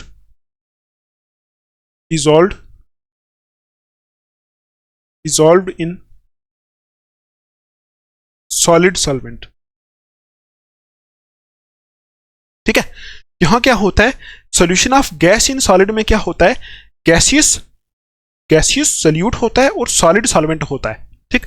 मतलब कम क्वांटिटी में गैस होती है और ज्यादा क्वांटिटी में क्या होता है, सॉलिड होता है। तो इसकी एग्जांपल ऐड करो सीधा, इसकी एग्जांपल है, लिख लो, dissolved gases in minerals, ठीक है, जैसे H2 गैस इन पैलेडियम, ठीक है। ये आपको दो एग्जांपल्स याद रखनी है, ठीक। तो ये ऐसे सॉल्यूशंस होते हैं जहां सल्यूट गैसियस होता है और सॉल्वेंट तो सॉलिड ही होता है, क्योंकि सॉलिड सॉल्यूशंस हैं ये सारे के सारे सॉलिड सॉल्यूशंस पढ़ रहे हैं हम, ठीक है, ठीक है। सिर्फ इसमें हम ये देख रहे हैं कि एक में सॉल्वेंट जो, मतलब सॉल्वेंट तो सॉलिड है हर किसी में, सल्यूट एक में सॉलिड है, एक में सल्यूट लिक्विड है, एक में सल्यूट गैसियस है, ठीक, ये हम पढ़ रहे हैं। तो इसकी एग्जांपल होती है डिसॉल्व्ड गैसेस इन मिनरल्स। देखो मिनरल्स क्या चीजें होती हैं, जो जमीन के नीचे से कुछ चीजें हमें मिलती है ना, कुछ नेचुरल जमीन के नीचे से हमें चीजें मिलती हैं, जहां से हमें कोई आयरन का पीस, मतलब आयरन मिलता है या कुछ और मिलता है, जमीन के नीचे से बहुत सारी चीजें मिलती हैं, उनको मिनरल्स बोलते हैं। उन मिनरल्स, वो जो मिनरल्स होते हैं ना, मिनरल्स आपको पता होगा 10th में आपने पढ़ा है, मिनरल्स जो होते हैं वो सॉलिड्स होते हैं, उनके बीच में कभी कभी देखा गया है कि उनके बीच में कभी कभी गैसेस प्रेजेंट होती हैं। ठीक, अब देखो मिनरल्स सॉलिड है तो मतलब ज्यादा क्वांटिटी में, उनके बीच में थोड़ी थोड़ी गैस प्रेजेंट है, तो हो गया ना गैस इन सॉलिड। ओवरऑल पूरा क्या है, सॉलिड, बीच में उसके क्या प्रेजेंट है, गैसेस, तो हो गया गैस इन सॉलिड। तो ये आप इसकी एग्जांपल लिखोगे, dissolved gases in minerals, mineral के बीच में जो डिसॉल्व्ड गैसेस होती हैं। जैसे पैलेडियम जब हम निकालते हैं, पैलेडियम जमीन से के अंदर से निकालते हैं, तो उसके बीच में क्या होता है, मतलब पैलेडियम जहां से भी हमें मिलता है उसके अंदर हाइड्रोजन गैस डिसॉल्व होती है। अब देखो पैलेडियम बड़ा सा सॉलिड होगा, और उसके अंदर हाइड्रोजन गैस डिसॉल्व है। ठीक, हाइड्रोजन थोड़ी सी गैस है, पैलेडियम बड़ा है, तो हो गया ना गैस इन सॉलिड। तो ये एग्जांपल आप याद रखोगे solution of gas in solid की।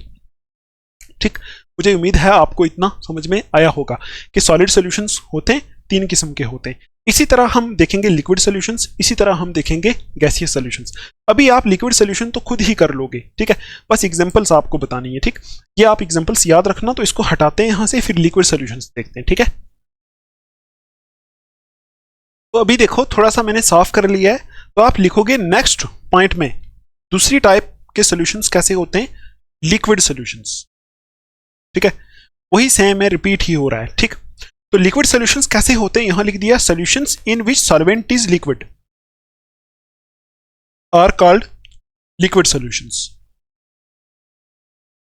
वही सेम रिपीट करना है, सॉलिड की जगह लिक्विड करना है। ठीक, अब देखो ये भी कितने किस्म के होंगे, ये जो लिक्विड सॉल्यूशंस होंगे ना, वो हमने पहले ही देख लिया, ये भी 3 किस्म के होते हैं। तो पहला है solution of solid in liquid, ठीक, दूसरा है solution of liquid in liquid, ठीक, तीसरा है solution of gas in liquid. ठीक, यही होगा ना, यही होगा, कुछ खास नहीं है। ठीक, कुछ खास चीज नहीं है इसमें। ठीक, आपको बता दिया मैंने कि यहां सॉल्वेंट जो होगा वो हर किसी में लिक्विड होगा, लेकिन सॉल्यूट सॉलिड भी हो सकता है, लिक्विड भी हो सकता है, गैस भी हो सकता है। ठीक है, और यहां डेफिनेशन में भी कुछ नहीं लिखना आपको, वही सेम रिपीट करना है। सॉलिड इन लिक्विड का मतलब है सॉल्यूट सॉलिड है और सॉल्वेंट लिक्विड है, तो यहां लिखोगे solid solute dissolved in liquid solvent. ठीक, ये एक किस्म का हो गया। इसमें क्या करोगे, लिक्विड सॉल्यूट है, लिक्विड सॉल्वेंट है, तो लिखोगे liquid solute is dissolved in liquid solvent. ठीक है, कुछ भी नहीं, उसी को चेंज कर सकते हो। यहां क्या है, solution of gas in liquid है, तो यहां देखो, ये आपको देखो भूलना नहीं है, सिंपल चीज है। इस तरफ लिक्विड, इस तरफ पहले सॉलिड सॉलिड लिखा था और इस तरफ सॉलिड लिक्विड गैस लिखा था। अब मैंने इस तरफ लिक्विड लिक्विड लिक्विड लिख दिया, इस तरफ सॉलिड लिक्विड गैस है। नेक्स्ट में मैं यहां गैस गैस गैस लिखूंगा, इस तरफ वही सॉलिड लिक्विड गैस लिखूंगा, भूलना नहीं है आपको। ठीक, तो यहां solution of gas in liquid, तो यहां क्या है, गैस सॉल्यूट लिक्विड सॉल्वेंट में डिसॉल्व है, तो आप यहां लिखोगे gaseous solute dissolved in liquid solvent. बस यही है, ये करना है आपको। अब देखो इंपॉर्टेंट है इनकी एग्जांपल्स। ठीक है, अब ये तो एग्जांपल आप आराम से दे सकते हो, मुझे बताओ। देखो यहां हमने देखना है कि ऐसा सॉल्यूशन को कोई ऐसा सॉल्यूशन बताओ जिसमें सॉलिड लिक्विड में डिसॉल्व हुआ है, मतलब सॉलिड सॉल्वेंट है, लिक्विड सॉल्यूट है। ठीक, सॉलिड सॉल्वेंट है, लिक्विड सॉल्यूट है, नहीं गलत बोल रहा हूं, ऐसा कोई सॉल्यूशन बताओ जिसमें सॉलिड सॉल्यूट है, मतलब सॉल्यूट सॉलिड है और सॉल्वेंट लिक्विड है। ठीक, तो इसकी एग्जांपल ये नहीं आप बोल सकते सॉल्ट इन वाटर। देखो सॉल्ट इन वाटर इसकी एग्जांपल हो सकती है। सॉल्ट क्या है, सॉलिड है। ठीक है, ऐसा बोल सकते हो आप, solution of salt in water. नमक और पानी मिक्स कर दो, नमक और पानी मिक्स करके कैसा सॉल्यूशन बनता है, पानी बहुत ज्यादा लेते हैं, उसमें नमक मिक्स कर देते हैं। ठीक है, पानी ज्यादा लेते हैं, नमक मिक्स कर देते हैं, तो पानी ज्यादा है, तो पानी क्या है, लिक्विड है, तो जो ज्यादा है वो पानी है, तो ज्यादा वाला कौन सा होता है, सॉल्वेंट। और इसमें आपने सॉल्ट डाल दिया, तो सॉल्ट क्या है, सॉलिड है, तो हो गया ना सॉलिड इन लिक्विड। देखो सॉलिड इन लिक्विड, तो इसकी एग्जांपल हो गई solution of salt in water. या फिर आप लिख सकते हो sugar in water. Sugar in water, देखो शुगर चीनी जो होती है वो क्या होती है, सॉलिड होती है, पानी क्या है, लिक्विड है, तो हो गया ना सॉलिड इन लिक्विड। बस यही है एग्जांपल, इसकी और कुछ नहीं। अब देखो लिक्विड इन लिक्विड में क्या आप बोल सकते हो, आपने सुना होगा जो लोग, देखो जो लोग मतलब जैसे बोलते हैं ना, ड्रिंक करते हैं ना, जो ड्रिंक शराब पीते हैं ना, तो वो कभी कभी बाजार से शराब लेके आते हैं, आके उसको पानी में मिक्स करके पीते हैं, ठीक है। और वो जो शराब जो इंसान पीते हैं उसको बोलते हैं इथेनॉल, वो इथेनॉल होता है। तो आप लिख सकते हो solution of ethanol, ethanol in water. अब देखो आप गलत मत समझना, ये जो एल्कोहल्स होते हैं, एल्कोहल बोलते हैं उसको हम कॉमनली, एल्कोहल्स एक फैमिली ऑफ कंपाउंड से, आप यहाँ 12th क्लास में पढ़ोगे, alcohols, phenols and ether chapter है। ये अल्कोहल जो होते हैं ना, ये कुछ एक या दो अल्कोहल्स ऐसे होते हैं जो इंसान पीते हैं, एक ही अल्कोहल ऐसा होता है उसको बोलते हैं इथेनॉल, वो इंसान पीते हैं, ठीक है। बाकी बहुत किस्म के अल्कोहल्स होते हैं, तो आप ये मत मानना कि ये शराब है या ये ऐसा कुछ नहीं है, केमिस्ट्री में ये केमिकल है और कुछ नहीं। तो वो आप बोल सकते हो solution of ethanol in water. देखो ये इथेनॉल जो होता है ये क्या होता है, इथेनॉल होता है, ये भी लिक्विड है और वाटर भी लिक्विड है, तो हो गया ना लिक्विड इन लिक्विड। इथेनॉल और पानी का सोल्यूशन बना दो। इथेनॉल क्या है, अल्कोहल जो बाजार से मिलता है, कुछ लोग पीते हैं उसको, ठीक, पीना नहीं है किसी ने, ठीक है। मतलब देखो आप बुरा मत मानना, ये क्या है, ये इथेनॉल जो है ये एक अल्कोहल है। अल्कोहल क्या होता है, अल्कोहल मतलब एक फैमिली ऑफ कंपाउंड्स होते हैं, केमिस्ट्री में कंपाउंड्स की एक फैमिली है और कुछ नहीं, आप आगे पढ़ोगे, ठीक। तो इथेनॉल को पानी में मिक्स कर दो तो ये हो गया इथेनॉल इन वाटर, मतलब ये भी लिक्विड है, ये भी लिक्विड होता है, ये भी लिक्विड होता है, तो ये भी सोल्यूशन बन जाता है एक किस्म का लिक्विड लिक्विड सोल्यूशन। देखो solution of liquid in liquid, मतलब इसमें भी हम लिक्विड को लिक्विड में मिक्स करते हैं। इसी तरह अगर हम देखो रूह अफ़ज़ा आपने सुना है ना, रूह अफ़ज़ा, AFZA, रूह अफ़ज़ा एक शरबत सा होता है रेड कलर का, ठीक है। उसको अगर हम पानी में मिक्स करें, रूह अफ़ज़ा इन वाटर, तो ये भी तो लिक्विड इन लिक्विड सोल्यूशन है। देखो रूह अफ़ज़ा थोड़ा सा लेते हैं, उसको पानी में डाल देते हैं, तो पानी पूरा रेड हो जाता है ओवरऑल, तो एक होमोजेनियस मिक्सचर बन जाता है। वो भी तो एक किस्म का क्या है, वो भी तो एक किस्म का सोल्यूशन है, कैसा, जिसमें सोल्यूट भी लिक्विड है और सॉल्वेंट भी लिक्विड है, ठीक है। इसमें भी वही है, सोल्यूट भी लिक्विड, सॉल्वेंट भी लिक्विड, इसमें भी रूह अफ़ज़ा को पानी में मिक्स करेंगे, ये भी लिक्विड, ये भी लिक्विड, सारा लिक्विड होता है, ठीक। ये एग्जांपल आप यहां दे सकते हो। यहां देखो गैस इन लिक्विड, इसकी एग्जांपल दे सकते हो। आपने कभी ऐसा सोल्यूशन देखा है जहां लिक्विड के अंदर गैस को डिजॉल्व किया हो, ठीक है, देखा है कि नहीं, देखा है आपने, पिया भी है, कोल्ड ड्रिंक पी है आपने। कोल्ड ड्रिंक जब आप खोलते हो ना करके गैस आती है बाहर, अब वो गैस कहां से आई, उसमें डिजोल्व की है तभी तो आई है। देखो ओवरऑल कोल्ड ड्रिंक कैसा होता है, लिक्विड होता है, उसमें फोर्सफुली गैस डिजोल्व होती है, कार्बन डाइऑक्साइड, ठीक। जैसे हम ऊपर से खोलते हैं तो गैस बाहर आती है, तो मतलब जो कोल्ड ड्रिंक होता है उसके अंदर गैस डिजोल्व होती है, किसमें, पानी में, मतलब गैस पानी में, मतलब गैस थोड़ी है लेकिन पानी ज्यादा है, तो गैस इन लिक्विड हो गया ना, तो हो गया गैस इन लिक्विड। उसमें आप लिख सकते हो यहां कोल्ड ड्रिंक, कोल्ड ड्रिंक जो होती है, ठीक है, या फिर सोडा वाटर होता है, जो जिसको हम सोडा वाटर बोलते हैं, दुकान से मिलता है, उसके ऊपर लिखा होता है सोडा वाटर, ठीक है। उसके अंदर भी पानी में गैस डिजोल्व होती है, कार्बन डाइऑक्साइड गैस, ठीक। और कोल्ड ड्रिंक में भी वही चीज होती है, ठीक। तो ये इनकी एग्जांपल्स दे सकते हो ना आप, गैस इन लिक्विड। देखो जब हम कोल्ड ड्रिंक पीते हैं या सोडा वाटर पीते हैं तो उनमें ये एग्जांपल आप दे सकते हो। एक और भी लिख सकते हो, ऑक्सीजन डिजॉल्व्ड इन वाटर, पानी के अंदर ऑक्सीजन डिजॉल्व होती है, ठीक है, पानी के अंदर ऑक्सीजन डिजॉल्व होती है। उस ऑक्सीजन को कौन यूज करता है, जो एक्वेटिक एनिमल्स होते हैं ना, पानी के अंदर रहने वाले, वो यूज करते हैं, ठीक। तो वो भी तो देखो पानी क्या है, लिक्विड है, उसके अंदर ऑक्सीजन डिजॉल्व है, ऑक्सीजन क्या है, गैस है, तो गैस इन लिक्विड का सोल्यूशन हो गया ना ये। इसमें सॉल्वेंट लिक्विड होता है और सोल्यूट गैस होता है। तो ऐसे आपको एग्जांपल्स याद रखनी है और कुछ ज्यादा नहीं है, ठीक है। मुझे उम्मीद है कि आपको ये समझ में आया होगा, कुछ मुश्किल नहीं है इसमें। फिर भी अगर आपको कोई प्रॉब्लम आती है तो मैंने आपको बता दिया, आप मेरे से पूछ सकते हो टेलीग्राम पे, ठीक। अच्छा अभी देखो ये लिक्विड सोल्यूशन हो गया, अभी हम देख लेते हैं थर्ड किस्म के सोल्यूशंस, गैसियस सोल्यूशंस, ठीक है, गैसियस सोल्यूशंस, ठीक। इसको आप लिख लो, इसको हटाते हैं, फिर गैसियस वाले देखते हैं, ठीक। आपने जैसे मैंने शॉर्ट कर दिया, ऐसे शॉर्ट नहीं करना है आपको, पूरा पूरा अपनी नोटबुक के ऊपर लिख लेना है, ठीक। तो लिख लो इसको।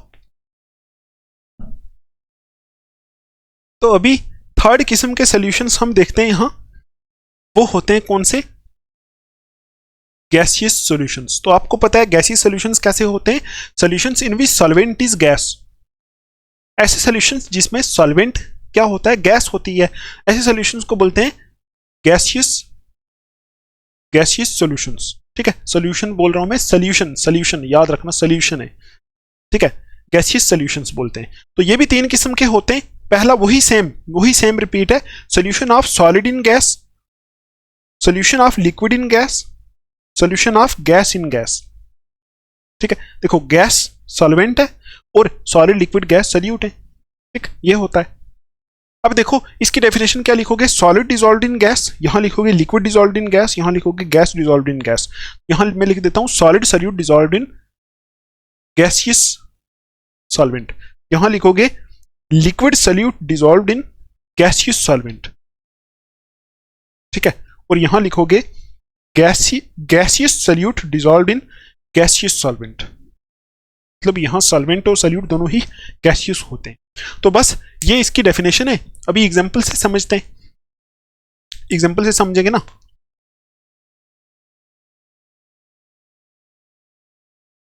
अब आप कोई ऐसा सॉल्यूशन बताओ जिसमें सॉलिड गैस के अंदर प्रेजेंट हो, मतलब सॉलिड सॉल्यूट हो और सॉल्वेंट, मतलब ऐसा बोलो सॉल्यूट सॉलिड हो और गैस क्या हो, सॉल्वेंट हो, मतलब सॉल्यूट सॉलिड हो और सॉल्वेंट गैस हो। ऐसा कोई सॉल्यूशन बता सकते हो आप, मतलब कम क्वांटिटी में वहां सॉलिड हो, ज्यादा क्वांटिटी में गैस हो, ऐसा कोई सॉल्यूशन है तो ये प्रेजेंट होता है। देखो dust particle in air, dust particles in air, ये एक एग्जांपल हो सकती है। हवा के अंदर डस्ट पार्टिकल्स, देखो कभी जब हवा ज्यादा तेज होती है ना तो डस्ट के पार्टिकल हवा के अंदर चले जाते हैं। ठीक, और वो एक किस्म के छोटे छोटे सॉलिड्स होते हैं। ठीक है, लेकिन हवा बहुत ज्यादा है, लेकिन हवा क्या है, गैस है। ठीक, तो डस्ट पार्टिकल्स इन एयर मतलब सॉलिड इन गैस, तो ये सोल्यूशन बन जाता है। और यहां इसकी मोस्ट इंपॉर्टेंट एग्जांपल है जो आपको रट लेनी है, वो है हमारी camphor in nitrogen gas. Camphor in nitrogen gas. ठीक, ठीक है, मुझे उम्मीद है आपको समझ में आ रहा होगा। ये सॉल्यूशंस ओवरऑल दिखते कैसे हैं, सारे के सारे सॉल्यूशंस गैसियस दिखते हैं। ठीक है, गैसियस दिखते हैं और होते कितने, 3 किस्म के होते हैं। तीनों में सॉल्वेंट तो गैस ही होता है, लेकिन सॉल्यूट सॉलिड भी हो सकता है, लिक्विड भी हो सकता है, गैस भी हो सकता है। तो ये आपको 2 एग्जांपल याद रखनी है। कैम्फर इन नाइट्रोजन गैस, देखो कैम्फर होता क्या है, कैम्फर ऐसा होता है, कैम्फर मैं आपको दिखाता हूं। ये ऐसी छोटी छोटी, इसको कपूर बोलते हैं ना अपनी जुबान में, ऐसी छोटी छोटी गोलियां होती हैं जो कभी कपड़ों में रखी होती हैं, कभी कहाँ रखी होती हैं ना, उन कपड़ों वगैरह को फ्रेश रखने के लिए यूज होती हैं। ठीक, तो इसको बोलते हैं कैम्फर।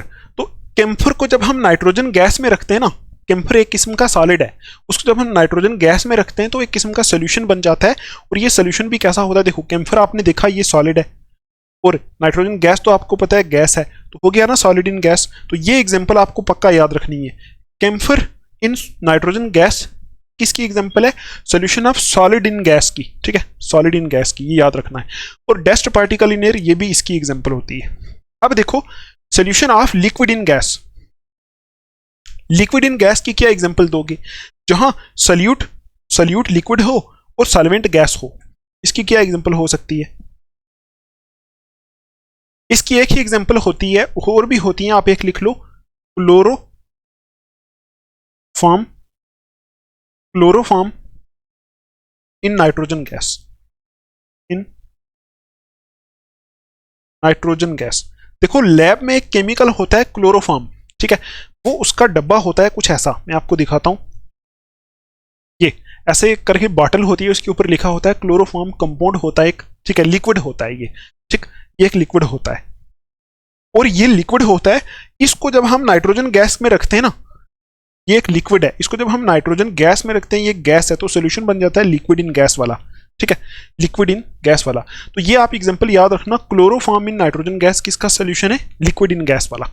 ठीक, मतलब इसमें लिक्विड जो है वो क्या है, सोल्यूट है, और सॉल्वेंट क्या है, गैस। मतलब सोल्यूट लिक्विड है और सॉल्वेंट गैस है यहाँ, क्लोरोफॉर्म इन नाइट्रोजन गैस। और यहाँ देखो solution of gas in gas, इसकी तो आप एग्जांपल दे सकते हो आराम से, कोई ऐसा सोल्यूशन बताओ जहां गैस गैस में मिक्स है।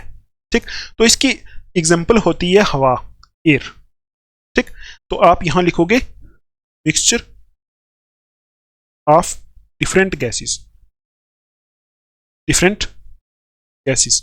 आपको ये पता है हवा में बहुत सारी गैसेस होती हैं, कोई गैस कम क्वांटिटी में होती है, कोई गैस ज़्यादा क्वांटिटी में होती है। जैसे नाइट्रोजन 78% होती है, बाकी ऑक्सीजन वगैरह वो थोड़ी सी कम होती हैं। तो आप ये मान लो जो गैस ज़्यादा क्वांटिटी में वो क्या है, सॉल्वेंट है, जो गैस कम क्वांटिटी में वो क्या है, सॉल्यूट है। लेकिन सॉल्वेंट और सॉल्यूट दोनों ही यहाँ गैसेज हैं। देखो यहाँ लिखा है solution of gas in gas, solvent और सॉल्यूट दोनों ही गैसेज हैं। तो इसकी एग्जाम्पल होती है हवा, ठीक है, एयर। तो ये आपको याद रखना है, एग्जाम्पल्स याद रखनी है और टाइप्स याद रखनी है। सोल्यूशन क्या होता है, सॉल्वेंट क्या होता है, सॉल्यूट क्या होता है, ये सारी चीज़ें आपको थोड़ी थोड़ी करके याद रखनी है। अगर आपको अभी तक कुछ समझ नहीं आया तो एक बार जो आपने लिखा है उसको एक बार रिवाइज करो, अच्छे से समझने की कोशिश करो। अगर फिर भी प्रॉब्लम आती है टेलीग्राम पे मैं आपके लिए अवेलेबल हूँ, ठीक।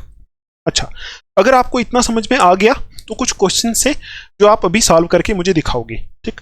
ये देखो, ये अभी मैंने आपको पढ़ाया है, camphor in nitrogen gas is an example of which type of solution. Camphor in nitrogen gas, camphor क्या होता है, मैंने आपको बताया कैम्फर सॉलिड होता है, नाइट्रोजन गैस गैस होती है, तो सॉलिड इन गैस है। सॉलिड इन गैस वाला सोल्यूशन जो होता है मतलब उसमें सॉलिड मतलब उसमें सॉल्यूट क्या है, सॉलिड है, सॉल्यूट कैम्फर है, लेकिन सॉल्वेंट क्या है, इसमें गैस है। तो जिस सोल्यूशन में सॉल्वेंट गैस होती है वो सोल्यूशन कैसा होता है, गैसियस सोल्यूशन होता है।